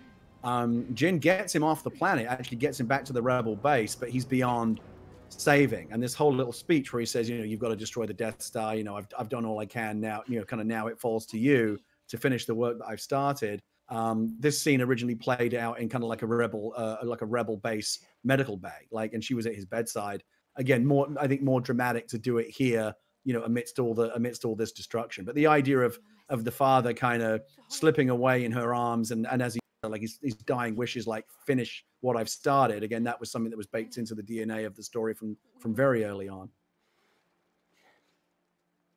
I will say this line. The last thing that he says to his daughter is, "I have so much to tell you," which I find to be the most heartbreaking. Because you'll never hear any of it. Yeah. As a parent, that line just really, really got me. Yeah. Yeah. My daughter was about 3 years old when I was working on this. I was still filled with all of the joy and confusion and despair of being a relatively new parent, and you channel all that stuff into your work. But yeah, and also to your point about having to leave him behind amid all this destruction. Right. She doesn't even get to bring the body out. Yeah. Yeah, again, and it's all spaceship, but movies live and die on the emotional resonance of scenes like that. Mads is great. What a face. Yeah. And by the way, Ed, there was one point at which we were kicking around titles for this, right? Rogue One was a good choice eventually, but one of them was Dark Times. We had a lot at one point. John Swartz, who is one of the creative executives of the film, had a list, and we all kind of voted on the ones that we like. I contributed 2. It was always popular. People liked it. We missed the first one. We missed it. Yeah, what was it? I didn't tell you the other one. I like Shadow of the Death Star, all these kind of very fancy titles. One of the things that occurred to me was I went back and looked at all the previous films, and this is actually, it continues to be true even with the sequel trilogy now being completed. The titles of Star Wars saga films are always either 3 words or 4 words long. They just all are. And so it occurred to me that one of the ways that we could differentiate this movie from the rest is we had a title that was only 1 word or 2 words long. So like Star Wars Rebellion, Star Wars Rogue One, things like that. Let's do a title that's shorter. So right away, even from the title of the movie, this is something that doesn't necessarily conform to the unwritten rules of the saga films. And I'm glad they were. It's a great title. Even if I say so myself, I'm really glad that it's stuck. And they don't tell you these things. Again, when they announce the title, that's how I found out. When Bob announced shareholders conference, they went, "Oh, that's my title. How nice!" But that's find how out I found at the same time the shareholders did. Right, That's great.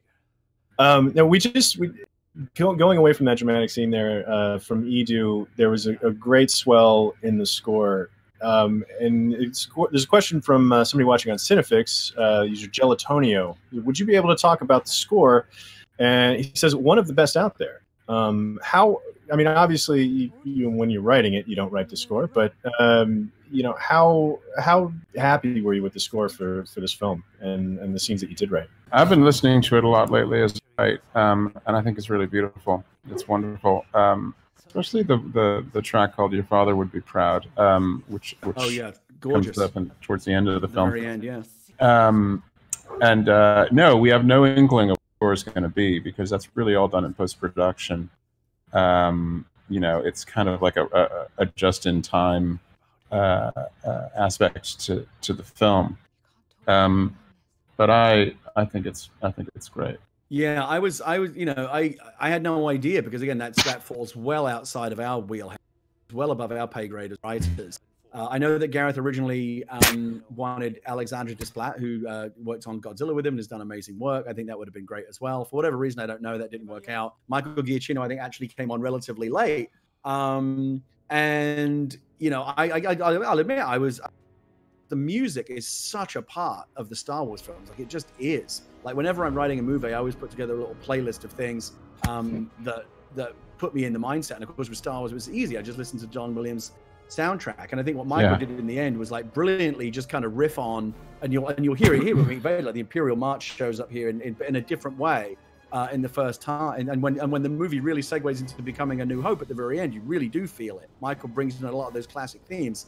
But I think he did a great job of like giving the movie its own musical identity at the same time, like it feels like a Star Wars score.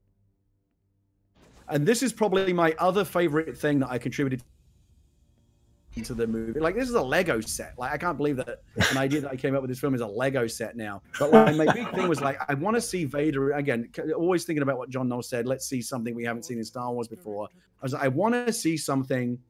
Where does Vader go when he's not working? Like, he's got to go somewhere. Like, where's his crib? Like, what does he do when he's on his day off? And Gareth loves that scene in The Empire Strikes Back when you just get the glimpse of Vader's head. Yeah, when the the other one, yeah, comes down. And so I thought, well, let's take that and blow that out and do a more powerful version of it. And I really liked the idea that Vader is so physically ruined and so destroyed and so damaged that every now and again he has to completely take off all the armor and take what's left of his body and put it in this Bacta tank to kind of heal and regenerate. You know, maybe one day every month or however. No, but it's something he has to do from time to time. And I love the idea of seeing him almost like a fetus in a jar, because it reminds us of just how little physically there is left of it. Like, if you haven't, the last time we saw that was Revenge of the Sith. Like, his arms and legs are gone. There's almost nothing left under that suit. He's a very imposing presence, but take that suit away, and there's just a torso. There's almost nothing left of the human man. And I wanted to kind of remind viewers of that. And I thought it worked out really, really well. And again, the context here is a little bit different. My original Krennic was brought to Mustafar to explain, why he's failed to found the rebels. I think Tony ended up rewriting this and gave it a slightly different context. But I love the idea that Krennic is probably the only Imperial officer other than Tarkin that will actually stand his ground. All the Imperial officers are terrified of Vader, and yes sir, no sir, and they won't stand up to him because they know he'll just choke them to death.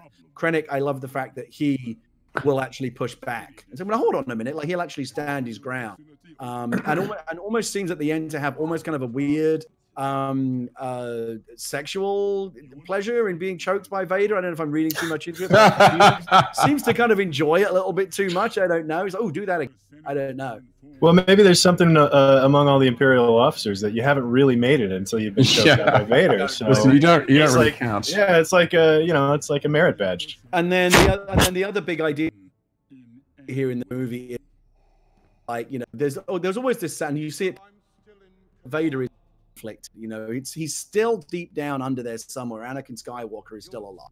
And you see that at the end of Return of the Jedi, because he comes back to life. And so I had this idea that, like, where would Vader choose to build his personal home? Well, I love the idea that he built it on Mustafar, the place where Anakin Skywalker died and Darth Vader was born. That's a place that has a very deep personal connection and meaning to Darth Vader and Anakin Skywalker. And I like the idea that he comes out here to reflect and stand on that balcony and literally look out over that river of lava where he died, and ask himself, what the hell happened to me?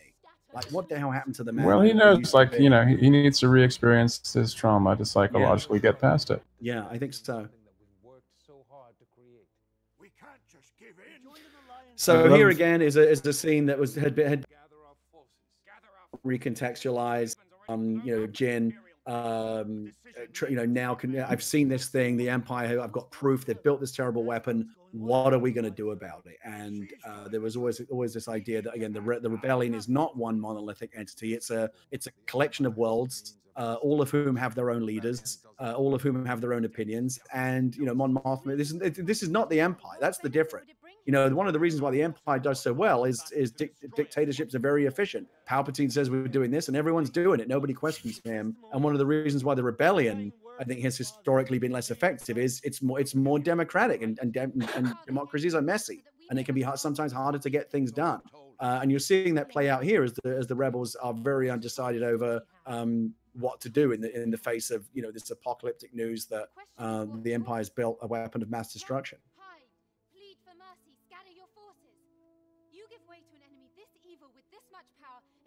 Every time I see Jimmy Smits, I'm happy.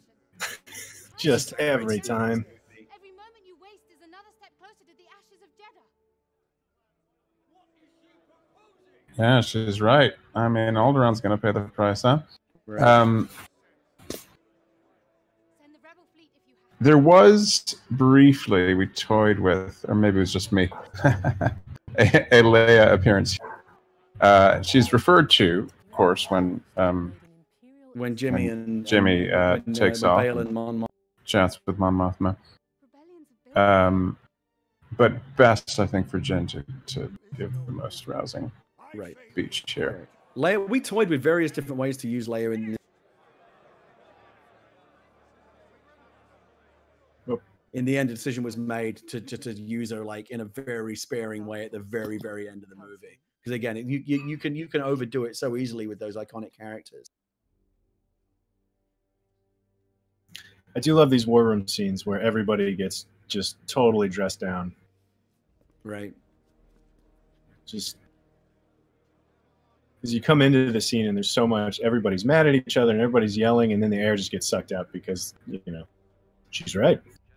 Yeah, and again, you can see here, like, democracies are messy and then efficient. Reach a decision of, so Jin's going to have to take matters into her own hands. We all do. The force is strong. I'm not sure 4 of us is quite enough. How many do we need? What are you talking about?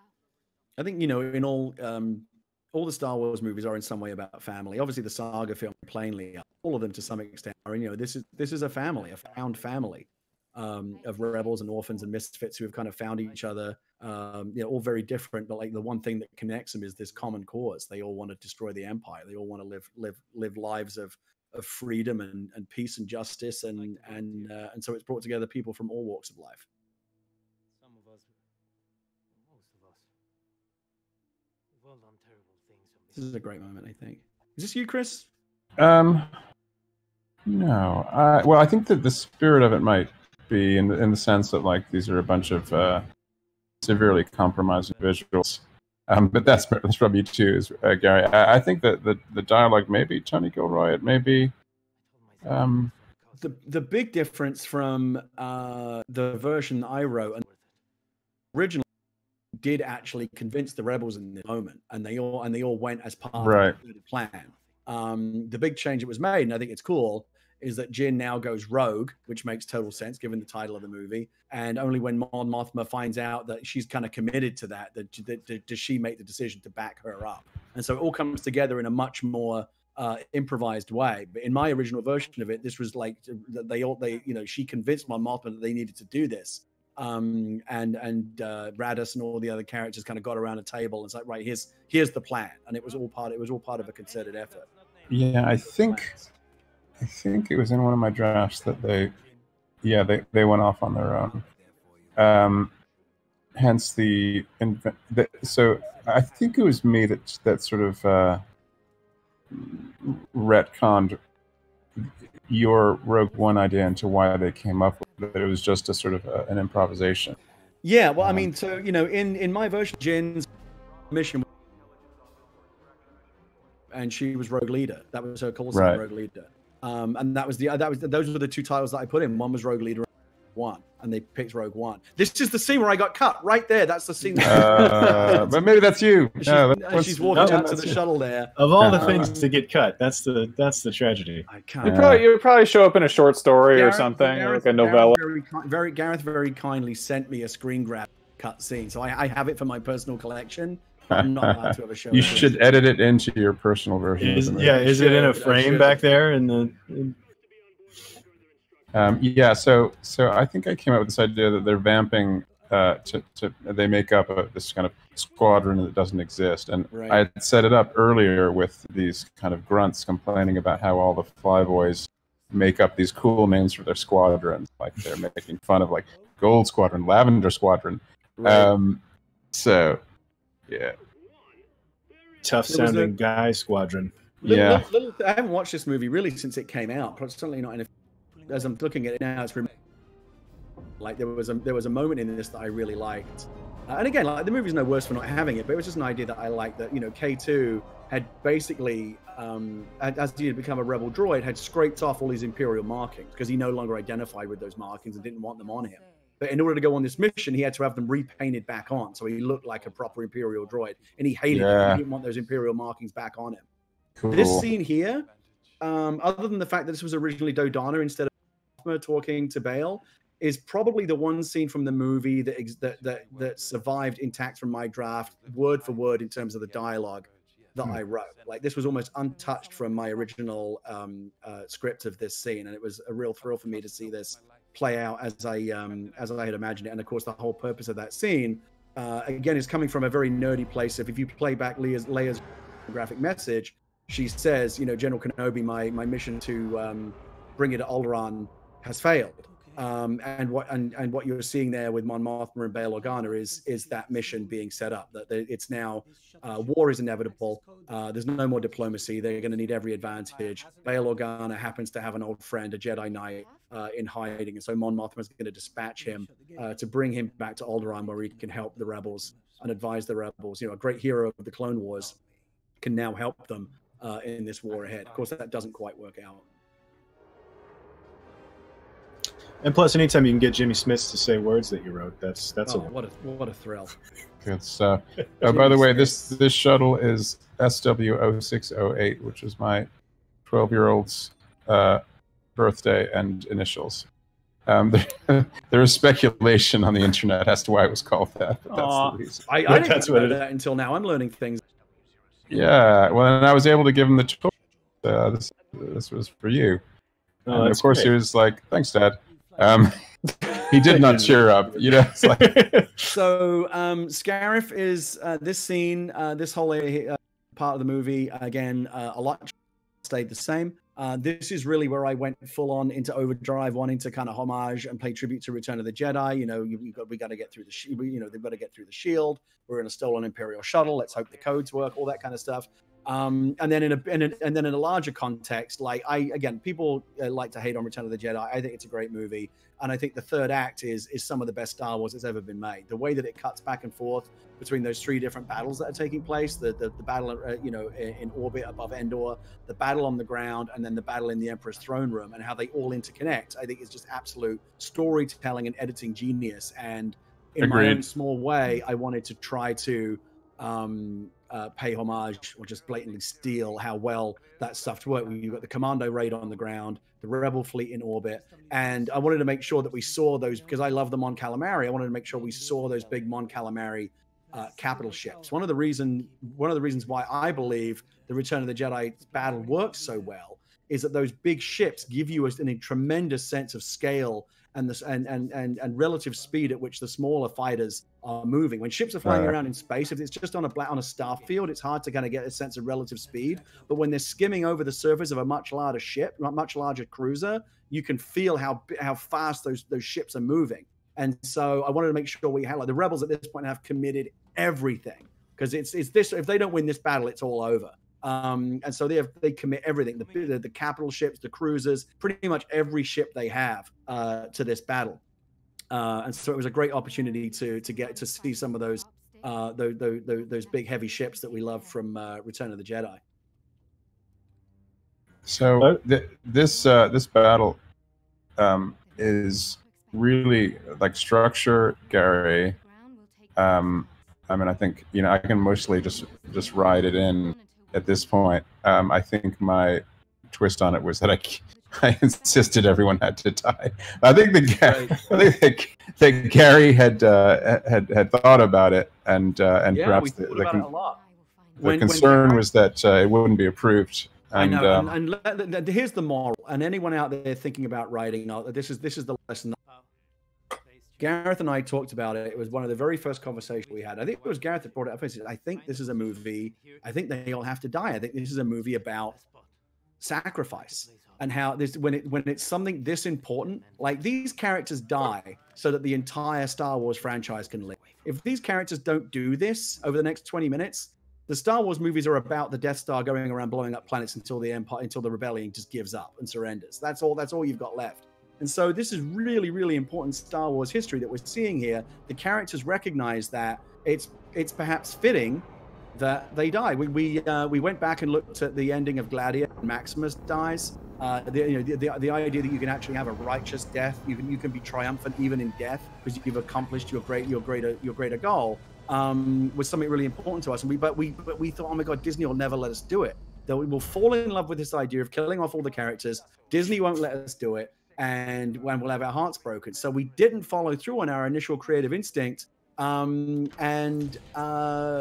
wish we had, because it turned out that Disney and Kathy and all those guys were fully supportive of it. When I left the movie and Chris came on, the first thing he said was, I didn't feel like these characters needed to die. And Gareth went, oh yes, I'm so glad you said that, because that's what Gary and I talked about. And we got there in the end. But like, I guess the moral is trust your instincts and like write the version of the movie that you believe, not the version that you believe people will say yes to. Because as it turned out, we would have been right. In my version, K2 always died, but Jin and the other characters survived. And that would have been, I think, a far inferior version of the film. I'm so glad that Chris came along and had that same instinct to kill the characters off, because it ended up, I think, being, you know, some of the most powerful stuff in the film.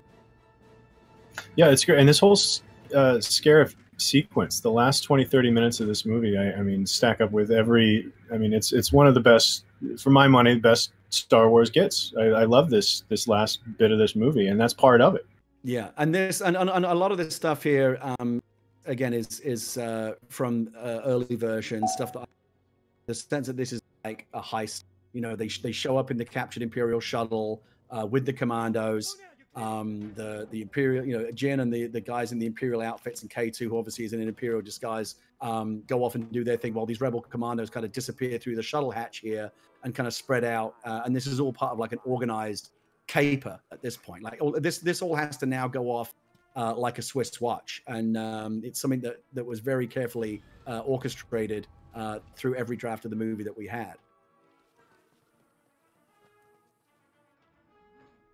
And talk about too, we've talked a lot about creating planets for these movies and creating new things for the Star Wars universe. Talk about the idea of just creating a planet, like the idea of like, oh, we need a tropical beach planet. I think at some point that's like a question of the entire production, and Gareth thinking like, well, what sort of place hasn't been seen before, but the really tricky thing with making these places is like, how are you going to lay out the geography of this particular place in such a way that the characters have to do what they need them to do at the time that we need them to do it? So like, you always sort of end up with a walkway or right. you know, that someone has to get to the end of because it's only one person who can get that. You know, like you're actually really building these places in order to fulfill the needs of the story. Yeah, that's exactly right. And you know, it's challenging to Star Wars. Like we've seen desert planets, we've seen ice planets, and you know, you don't want to repeat yourself. This is Canary Wharf underground station in London. They shut this down for the night and shot this. They redressed it, shot it all overnight, and got out the next morning in time for the trains to run. Kind of amazing. Wow. But yeah, so like the idea of like a tropical beach, almost like a Vietnam kind of Far East kind of planet, had never been done, and it's obviously a great look. It's also a nice opportunity for the crew to go out and hang out on a beach for a while. Some of this actually was shot out. I can't remember exactly what tropical place they went to, but a lot of this was actually shot in a place called Bovingdon, which is a very unglamorous part of England, where they just shipped in hundreds of tons of sand and built this stuff out in the middle of nowhere. It was nowhere near an ocean, but they built this beach and then digitally extended the scenes as necessary. So I kind of love all this stuff, like planning the thermal detonators, and they're all timed to go off at just the right moment. The idea of kind of a crackerjack timing, taking down the guards silently. This is all like classic tropey stuff from movies you've seen 100 times, but when you see it in a Star Wars context, it's kind of cool, and new. I love that. There's something I really do love about this, because it totally is evocative of like the the surfing scene in Apocalypse, and the palm trees are immediately evocative of Vietnam stuff, which is weird because like Coppola came to Lucas in 1975 or something and was like, hey, do you want to do a Vietnam movie with me? And Lucas, right, no, people need a fairy tale. Like we need to make something more magical. And then, 40 years later, we've kind of gone full circle, and now there are Star Wars movies that are, evoking classic Vietnam War movies, which is, yeah, it just shows how kind of timeless it is. Right. A lot of these extras that you see here are actually real soldiers, either ex-military or specific agencies that will hook you up with these guys, because you don't need to train them how to handle a weapon or how to move like a real soldier. They're already trained to do that. In fact, one of my favorite stories was when I was hanging out with the X-Wing pilots on the Yavin base. I was talking to them. I said, so what do you guys do for a living? And I expected they say that like they were extras, or they had like regular jobs. And one of the guys, or a couple of them there, said, we're actually real life RAF Tornado pilots. We fly. We're the real deal. I was like, oh my God, this is crazy. Like you must. And they looked at, like they just had that kind of RAF kind of class pilot's bearing. They carry themselves in a certain way, like a military way. Like they never slouch. They always stand up straight. And I said, well, this must seem rather silly to you. Like you fly the real planes. This X-Wing over here, like, is just a cardboard thing. And the guy said, no, you don't get it. Like this is actually the real thrill for me. The whole reason why I'm a pilot is because when I was a kid, I saw Star Wars and I dreamed of flying an X-Wing. So I became a pilot. So like this for me is actually the real dream. I finally got to do it. And that to me was just, I think speaks to the power of Star Wars. That's great. I would love to see a side-by-side of the guys who are actually military trained playing stormtroopers, and the 501st guys who just religiously study 501 or like stormtrooper footage, and like who passes in a lineup as an actual stormtrooper. It's hard to fake this stuff. Again, you see it more on the Rebel Commando side. The way they speak, like you can tell when these guys have been properly trained. Yeah, I think it goes with what we were talking about earlier, the action sequence on Jeddah, of just having it feel like more of a more of a street, I guess, beach level battle. The way the guys move, and The original plans for this station are kept there, are they not? They are. Prepare for the jump to hyperspace and inform Lord Vader. I love the energy that this other guy had. I was going to say, I haven't looked at it in a while, but I actually think Tarkin holds up pretty well. Can I help you? That won't be necessary. I remember seeing that in theaters. It was immediately jarring. It does look really impressive, but it's also like, I think it's depending on how obsessively you've watched Peter Cushing play Tarkin. Right. You know, if you're kind of a more casual viewer, you're probably like, hey, wow, that's cool. I know when people first saw it, they were kind of split. I don't know if you saw Chopper's. Chopper just rolled by from Star Wars Rebels. There's a lot of Rebels cameos in this movie. There's a reference to General Syndulla being asked to report in. That really is Hera Syndulla from Star Wars Rebels. The Ghost is parked outside on Yavin here for a brief moment. And so again, there's lots of little things that get thrown in at the last minute. When we do these premieres, they invite all of the the Rebel Legion, the 501st Legion, the Mandalorian Mercs, like all the really hardcore guys. And it's interesting to see how the different kind of Easter eggs play out at different levels. Like when people see Darth Vader, everyone goes, ooh, because we all know Darth Vader. But like when Chopper rolls by, it's like 6 people in the back that go, oh my God! It's like those are the only guys that spotted it, but they do spot it. I really like these Blue Squadron light suits made, the kind of the gun blue.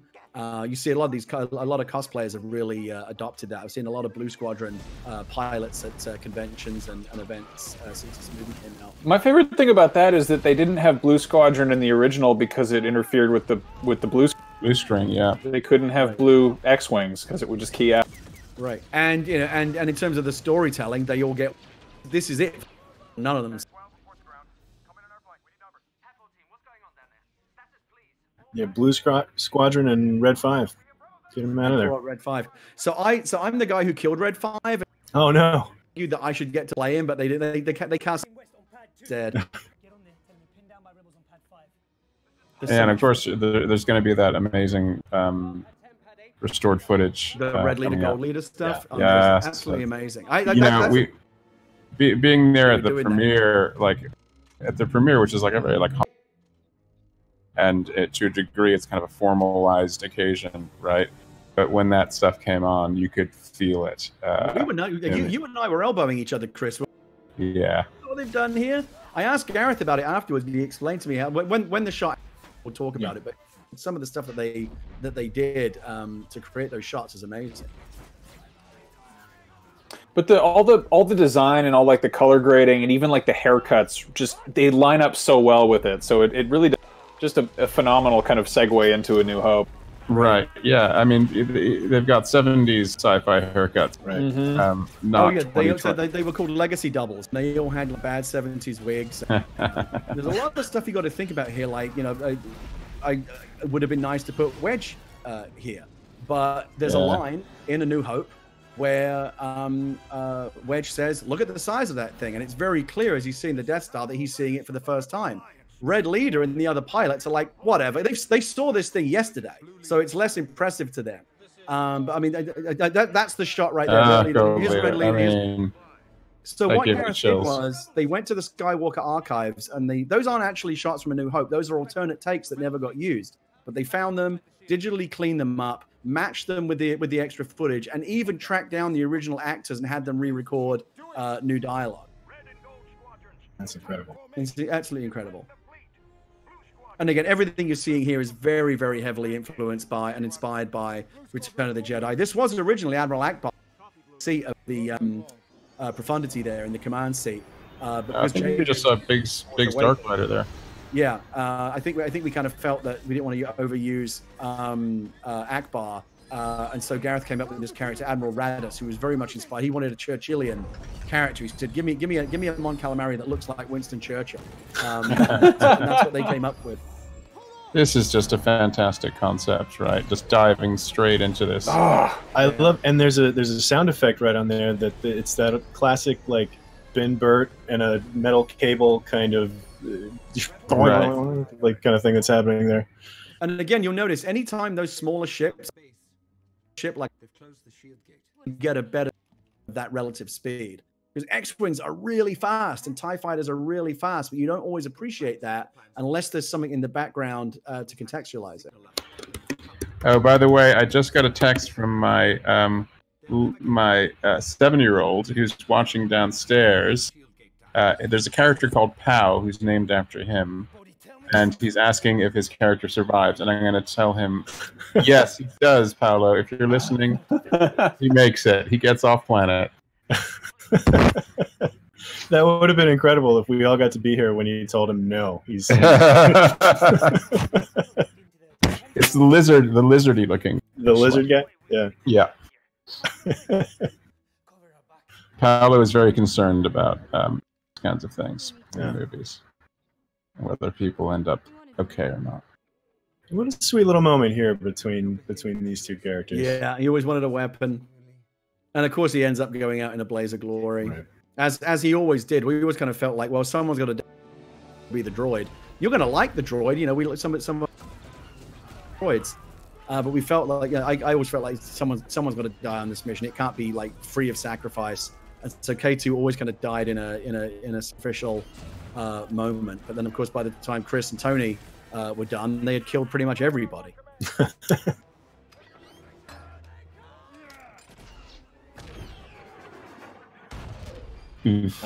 I love this rocket. The way that it just shrugs off the rocket launcher. Just nothing. Yeah. And his reaction to it too is. But then, you know, a little bit more here. Look at that. Oh my God. I love this. Again, it's just a great. I mean, that's last Saving Private Ryan kind of moment, right? Get ready. We're gonna have to go out there. What I would give to be one of those pilots, man. Close the shield gate. We're stuck here. It's a real thrill standing next to one of those. You know, it's not matter. Like standing next to one of those full-size X-wings it's magic. For that, we have to Yeah, awesome. compact us in over here. But you have to get on the radio. Get one of the guys out there to find. Now they created all this kind of extra complication of business where they've got to kind of cable one place to another and stuff like that, just to kind of, you know, give them some more obstacles to deal with. I love that. I love the way that they built that kind of that transparent floor so that Radis can really kind of see what's happening on the surface. Makes sense. I love that this is both like one of the darkest sort of tonally Star Wars movies, but also it's so colorful. You got stormtroopers at the beach, and like, you know, they're flying in the atmosphere, and it's like a beautiful blue sky out, and there's just everywhere. And again, all of these massive structures in the background just give you all this, and especially here on the surface, you get just tremendous of how these ships are to their environment. Yeah, Gary, I love this battle. Well done.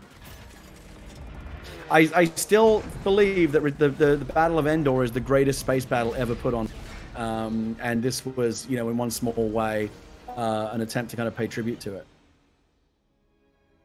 So again, as you see, I'll second that. I'm a big Return of the Jedi guy myself. In parallel.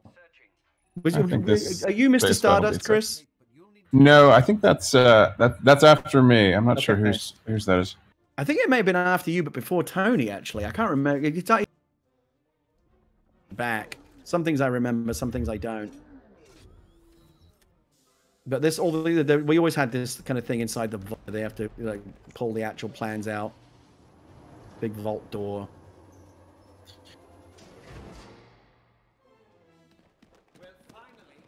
So we got a comment on a thing that I think we did just flew past us there while we were talking about something else. But whose idea was it to? This is this is from somebody watching on IGN.com. But whose idea was it to include / cut off the "I've got a bad feeling" line? I think when they're walking into the base there. Let me see. Was it you, Gary? I had a different version of it where Jin said before they went on the mission, everyone was very nervous. I've got a good feeling about this, which we cut, and then it ended up being the kind of. I wanted to reference it in one way, but without actually saying the line. We ended up doing it in a different way. I thought it was kind of funny that they ended up using that line in Solo. I've got a good feeling about this. Sooner or later, someone's going to use it. Yeah, I mean, you got to ring the changes, right? Right. And it's sort of sitting there waiting to be used. And that's part of the challenge, I think, when you're dealing with really, really well known stuff. It's like you want to reference it, but you don't want to just say it. Like how do you like riff on it or reference it in a way that is unexpected is part of the challenge. There's a master switch at the base of the con tower. Master switch, describe. What are we looking for? What does it look like? The master switch. Where is it? U-wings reinforce those troops on the beach. God, they move so fast. I love those ships. I love the fact that they even bring the U-wings, the troop carrier. This was something that Gareth wanted. He wanted to come up with a new kind of ship, and I liked the idea of you got A, B, X, and Y, the A wings, B wings, X wings, and Y wings, and I wanted to kind of add something to that, and so we came up with the idea of the U-wing as a kind of a troop carrier. That this is more archival footage there. As kind of a troop carrier that would help Jen and her team get around, but could also play his poor old Red 5 play a part in the battle at the end. So obviously Luke Skywalker is Red 5 in the Battle of Yavin. I liked the idea of the audience seeing how that call sign became available. Goodbye, poor old Red 5. He's done. There's a question coming up on a lot of, and it's one I'm sure you've gotten before, but there's a lot of footage from this battle sequence that was in the trailers and not in the movie. So here's just one of them from Galvatron Type R on IGN.com. For the writers, why was so much from the trailers? Jen confronting the TIE fighter on the tower, Jen and Cassidy running on the beach, cut from the final movie. He just straight up asks why. So go ahead, Chris. Yeah, well, I don't think either of us would really necessarily have the answer to all of them. I've heard it on good authority that the TIE fighter kind of hoving into view right in front of Jin was actually never intended to be used, that it was a sort of trailer-specific moment. Yeah. Even though it's pretty awesome. I don't know how she would have gotten out of that one. Originally the K2 died on the beach. I'm not always sure why these things happen. All I can say is that as you're sort of cutting together these things during production and in post, all kinds of sort of narrative necessities arise. We're like, oh, well, we can't do that part anymore. They're going to have to get to the master switch, or and so eventually these things get elided, and that. But nevertheless, some of these shots are so cool that they're perfect for trailers. Yeah. I can speak to it a little bit. My understanding is that when I originally wrote the battle, there were two separate facilities. There was on Scarif, on that stretch of beach. There was a vault, a building where the plans were held in the vault, and then there was a separate building which was like the communications tower, and they were separated by a stretch of beach. So part of the mission was to liberate the plans from the vault, and then they had to get them across the beach to the tower from which they could transmit them. So when you see those scenes in the trailer of Jin, we actually shot those scenes. When you see Jin running with the Death Star plans in her hand across the beach, that's them trying to get from one building, from the vault where they stole the plans to the comms tower where they could transmit them. I think as they looked at what they had, they realized that the battle, there was just too many moving parts. Like, it was too complicated. They wanted to simplify it, and the solution, I think quite elegant solution, was just to put both the vault and the tower in the same complex. So it all happened in the same building. That makes sense. But then on top of that, all this stuff about the master switch was then subsequently added and then added other degrees of complexity as well. Sure.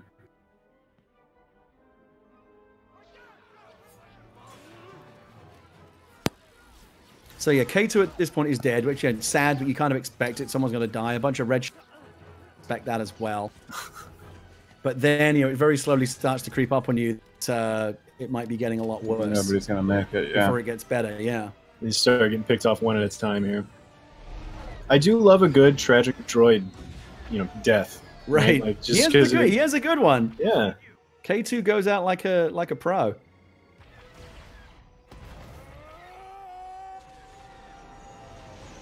The guy who plays the I can't remember the name of the actor or the voice, but I remember who just died there. I remember talking to him, and saying like, "How cool is this?" And he was just like, he just said, "I can't believe I'm doing this." Like he was so thrilled to be in that flight suit. Especially in, I mean, this taking place immediately before A New Hope, and the way all the costume and the, you know, all the props and the haircuts and, you know, the way that all the tech looks laid out, like it's playing, right? Like everybody played this when they were kids, Right. which is sort of a different deal than you know, being in one of the you know, the sequel films. Yeah, we all did this with action figures when we were kids, right?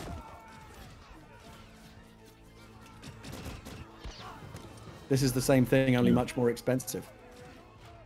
I especially appreciate it because I would always take action figures to the beach and be like, they're at Tatooine, but there's a ton of water over here, and you just cut out that. Now it's just the beach. So I used to take my Han Solo action figure and ice cube in my freezer to freeze him in carbonite, and then I would pour him out under the warm faucet. That's great. Yeah, I mean the thing is, like, this is a fan movie, really. Like, I think everybody, almost everybody worked on this movie was deeply affected as a kid by Star Wars. Certainly Gareth was. You know, you can see pictures of him on vacation in Tunisia, like at the original sets. You know, drinking milk that has been dyed blue in celebration of being there. So we just got all these amazing toys to play with. Yeah, I mean, and again, as much as you check the fanboy at the front door, that stuff, there are. You realize you're playing with you get to play with the most expensive box of action figures that anyone's ever going to be given, and there's just pure joy in it. Here's another question that somebody named Nida on Cinefix, who's watching on Cinefix, brought up about this scene right here. I'd like to know if they ever considered letting Chirrut pull the lever using the Force. Was that ever an option? Nope, we never did. In keeping with the notion that Jedi are gone, so although Chirrut can do all these amazing things, it's all within this sort of theoretical scope of physics and human capability. And no, the notion was that nobody on our side manifests those powers yet. I really like, Chris, where you ended up setting the dial. He believes in the Force.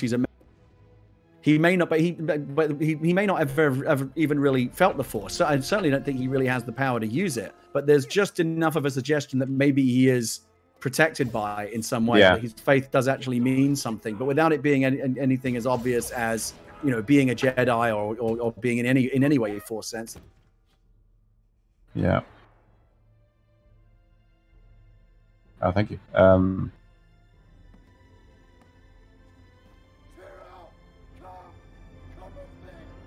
Was it you, Chris, who came up with I Am One with the Force? Yes. That kind of end. Oh, sorry, I didn't hear you, Gareth. But say it again, because it sounds like you're saying something nice. Was it you who came up with the line? Say that. Yeah, I'm one with the Force, and the Force is with me. Yes. As a matter of fact, it goes on. It's a sort of a catechism, or you know, 23rd Psalm for Jedis. But I don't remember the exact words now. But that's what I wanted, was a sort of a Lord's Prayer type of thing. Right. But it was honed down eventually just to one statement. There's something kind of beautiful and tragic in the idea that he believes passionately in the Force, but he may not ever have actually been touched by it. Do you know what I mean? Right. He still believed. Kind of love. Yeah. Well, he's going back there now. Oh boy. Yeah. He'll eventually rejoin with the living Force. Now finally the Y-Wings get to do something cool. I've never been a fan of Y-Wings, but I'm glad they get something to do. I always love them. My only real sadness is that I originally had B-Wings in this battle. I love the B-Wings, and we never used them. Is there anything else that the fanboy tried to get in there but failed? I mean, something along the lines of I couldn't. I'd be here all night if I could. Yeah. But yeah, you can't help yourself. Rogue One, we hear you. We have the plans. They found the Death Star plans. They have to transmit them from their. I don't remember. I think the Ghost is actually present in this battle as well. I can't remember. I think that's right. I believe it is here. It's hidden somewhere in one of the formations. This is for you,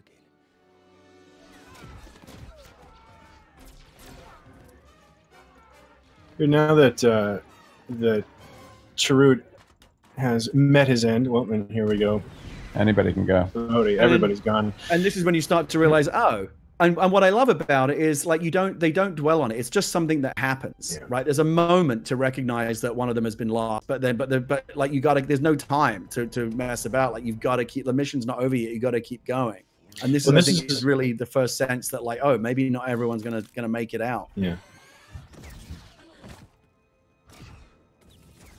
What's great is this sequence here with Baze is really the first is the spot where you actually get to realize that, because you can kind of see him realizing that, you know, he sees the ship explode from farther away, and right. Yeah, I mean, so the death toll so far is what, K2, Chirrut, Baze, and Bodhi all gone, right? Yeah. So that's the bulk of them. It's really only Jin and Cass point. Well, now that some of them are gone, here's a question from Hobbit Ninja, who's watching on YouTube. Was there any? Were there more Donnie Yen fight scenes that got cut? I don't think so. I mean, certainly more Donnie Yen fight scenes, the better, but I don't believe so. If you have a Donnie Yen fight scene, you keep it in. Yeah, you're not gonna cut one. So this was added very late, but is a big favorite, right? The head attack, the Hammerhead Corvette. These were introduced in Star Wars Rebels, and they get to play a major role here.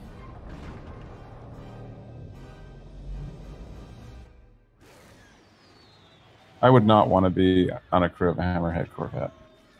That seems like a bad assignment. And again, here at the top of the comms tower, this is stuff that we always imagine. ILM actually built a virtual version of this set. You could put on a VR helmet and stand at the top of this tower and look down and feel like you were really like 1,000 feet up. It was amazing, with TIE fighters and X-Wings flying around you. And Gareth was actually able to walk around the set virtually to get a sense of the space before they built anything. And one last hurdle to clear here. Just one last thing. Never easy. IT. I wish IT was this exciting.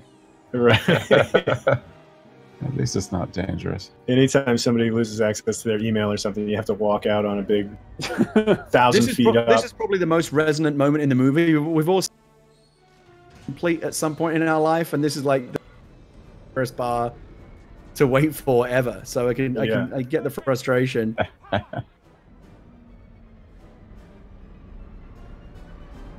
No, and again here, just the scale that.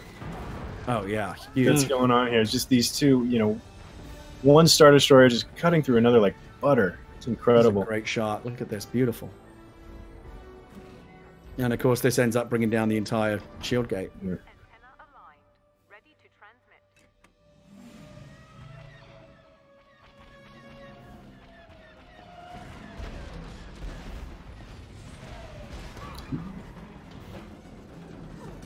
Yeah, I think you're right, Chris. That shot of the TIE fighter, I think, was only ever.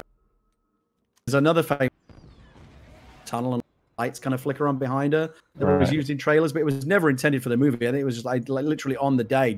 I think Felicity was standing there, and it just looked like a great shot, and Gareth just wanted to get it, but I don't think he ever had a place for it in the movie.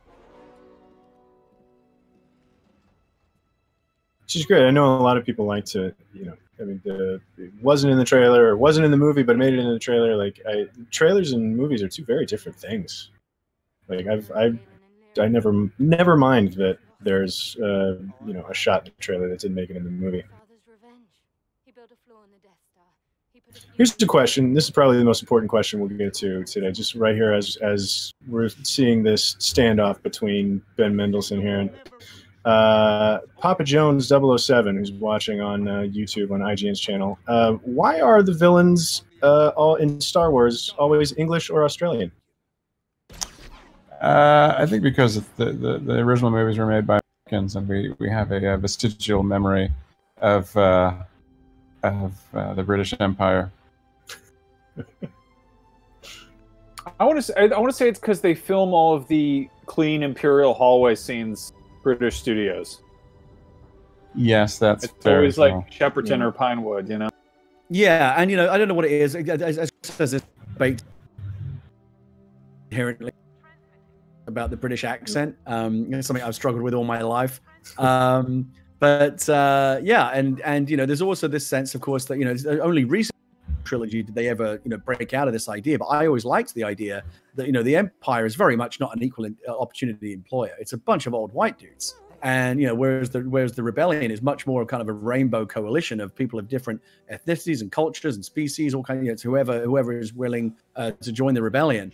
But the Empire typically has only ever been the old white dudes. That shot there, the original shot of the Death Star plans, John Knoll, that was actually one of in the original movie in '77 Star Wars. That schematic, that kind of 3D rotating Death Star, was one of the very, very first CG effects ever created for a feature film. And John went and found that and recreated it. And actually, but we never use it in the movie. But I think just for fun, because he's a nerd, he recreated that entire schematic, everything from the rotating all the way down to the trench run and the exhaust port. He completed it in a way that had never been completed before. And of course, it's just a nice little callback for fans that recognize that original schematic as it's pulled out of R2-D2.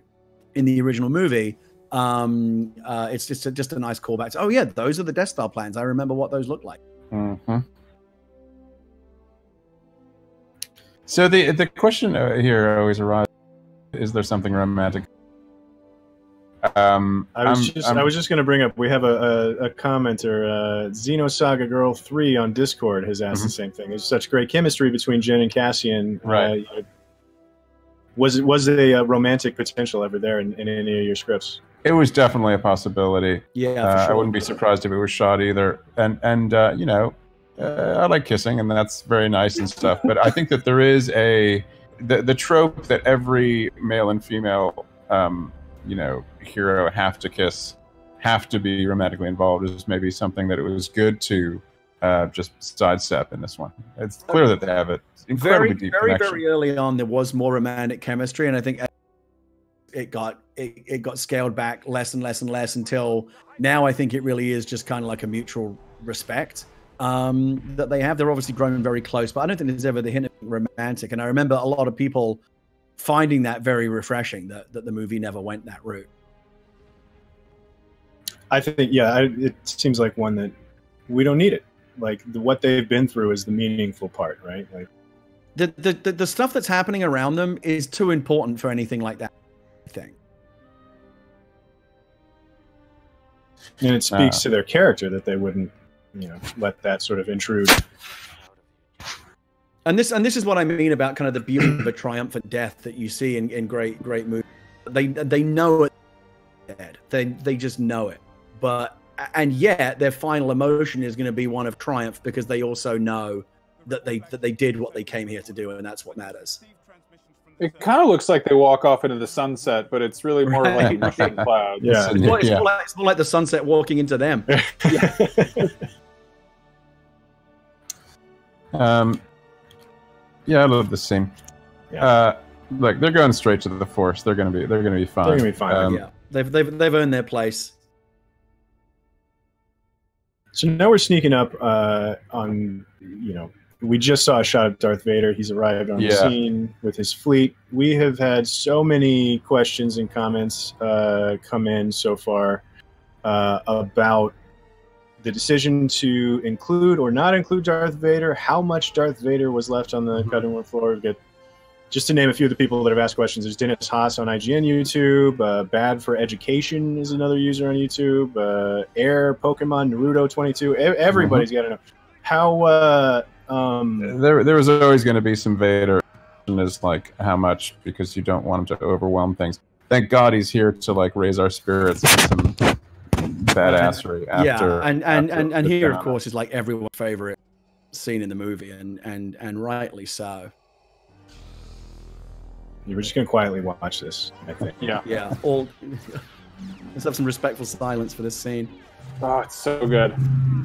Honestly, it was one of the first things when I got my Disney Plus subscription.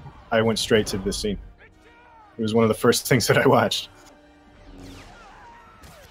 Now, I wish I could take credit for that. I think it's the suggestion of an editor. It was Colin Gowdy, one of the editors on the film, who said to Gareth, "Needs something at the end here," and boy, was he right. Gareth went back and reshot this. Sorry, not reshot. He went back and shot this very, very late. I believe Peter Jackson was on the set this day watching him shoot this. And it's just an incredible scene. I actually pitched that's actually Gareth there. The guy who pulls the lever that releases the Tantive 4, that's Gareth Edwards, the director. That's his little cameo in the movie. His didn't get cut, but yours did. No, well, it's nice to be the I always like the idea of, like, we've seen Vader the jet, seen him like toy with people, but we've never seen that sense of like that true asymmetrical warfare. Like, what happens if you put Darth Vader in a room with like 50 highly trained rebel soldiers? Well, the answer, of course, is just straight up murders all of them. But what an amazing thing it is to actually see happen. You mentioned earlier there was some more Leia in the script at some point. It vacillated. It went back and forth. I think the final shot, everyone cheers when they see Leia at the end. Ends on the right note. Hey, here's the best scenes in the movie, Chris, right here. There's those blue letters. This is my favorite part. Blue letters. Yeah. Everyone loves them. There we go. Everybody loves the blue letters. Well, guys, thanks for joining us. If you don't mind sticking around, we can grab one or two more questions. Sure. That came up. One of them, sort of not about this movie. There's Christopher Payne, who's watching on Cinefix, asks if you were given another standalone story to write, what sort of story would you want to tell in the Star Wars universe? Ooh. You go, Gary. It's something I've thought about from time to time. I can speak only for myself. I got to work Rogue One. I got to work on 2 seasons of Star Wars Rebels. I got to write the Marvel Comics graphic novel adaptation of The Last Jedi, and I've worked on the kind of the literature side as well. I'm very, very privileged to have done the work that I've done in Star Wars. I think it'll always be the thing that I'm kind of proudest of. I could work for 50 more years in this business, but Rogue One will always be the #1 thing on my resume, I suspect, and rightly so. If Lucasfilm ever wanted me to do more, if they wanted Chris, we'd be there in a heartbeat. But that's really up to them. And I'm not going to. I have ideas, but I know that if I say anything, it's going to be 50 clickbait headlines the next day. So I'm just not going to go down that road. Well, that's what we're trying to get at you, dude. That's clickbait. Yeah, I guess we're done, man. I like the guy with the devil horn smile in Mos Eisley. Cardew Sai Malak, otherwise known as Labrian. Beloved Deveronian, war criminal on the run. Oh, is he? Oh, I don't like him as much anymore, man. Yeah, well, hang on a second. I think he just seemed like a fun guy to hang out with. He's a drunk who loves jazz. He's great. That's not canon anymore, but whatever. Well, I'm all in on Borg Gullet. In your heart. Borg Gullet is my dude. I want to just live inside his brain and the memories he has sucked out of people. I want to see the full Borg Gullet story. That's like that thing that you pitched, Chris, about how she had to give up, trade her traumatic memories to Gullet to get some of him. That's brilliant. That's super cool. Nice. Could have been fun. Yeah. Very kind. Well, it was in the way.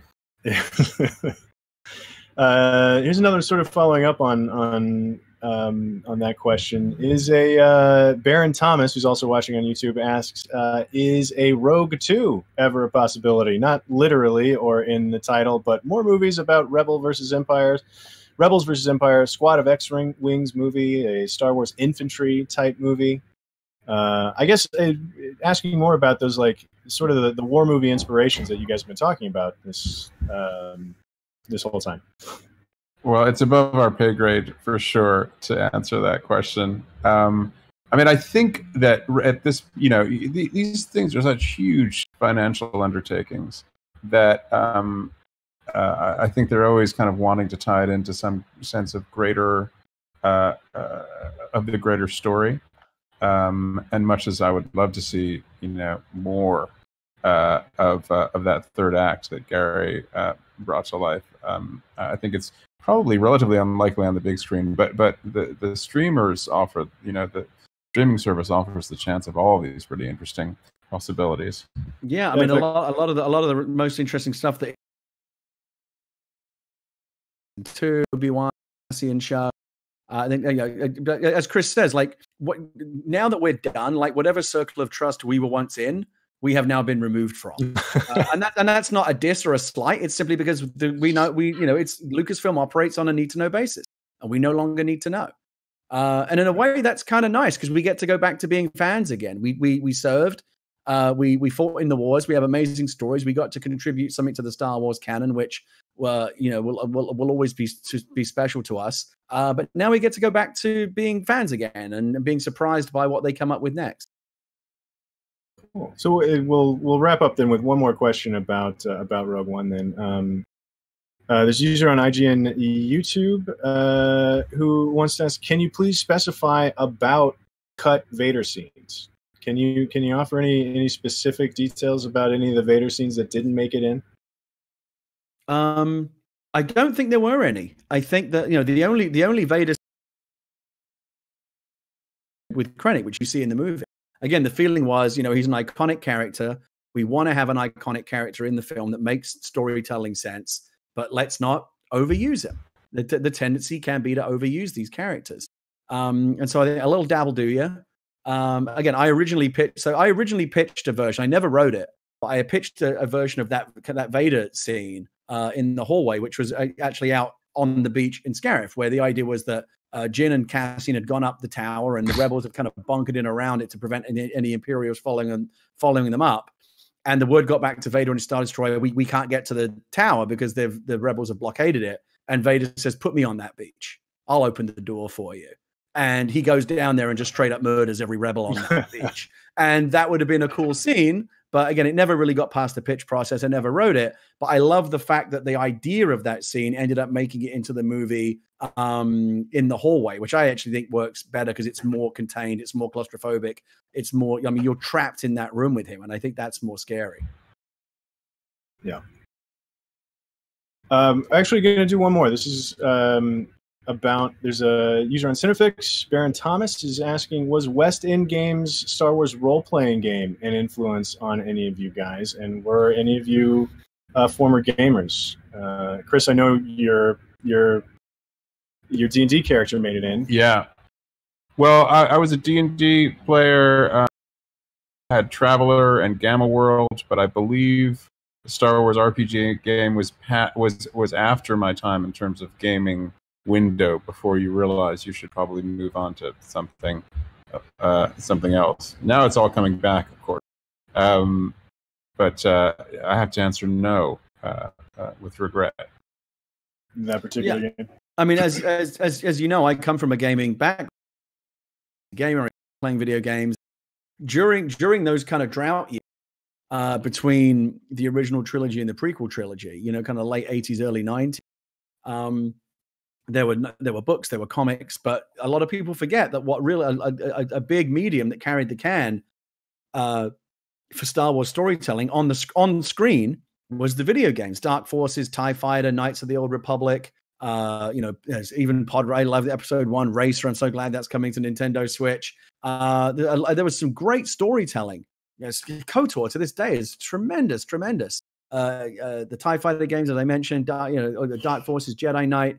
That for at least a decade, those video games were the experience Star Wars storytelling on screen with music and actors and voices and that kind of stuff. And so I often think the video games don't get enough credit for being a really important part of the extended Star Wars canon.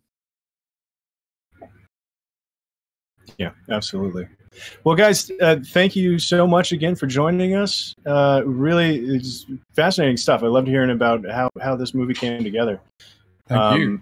Thanks everybody who watched. Yeah, thank you for everybody watching. And again, check out stackup.org and the International Rescue Committee. Information about that is down there in the description. And don't forget about Gary's Twitch after party either. Yes, twitch.tv/Gary Whitta, GARYWHA. I'm going to hop over there right now once we're done. Maybe answer a couple more Rogue One questions, maybe play some Animal Crossing, who knows. But I hope some of you will come over and join me there. Yeah, get over there. And thank you again for watching. We'll see you guys next week here on Watch from Home Theater. Thanks a lot. Thank you. Thanks, guys.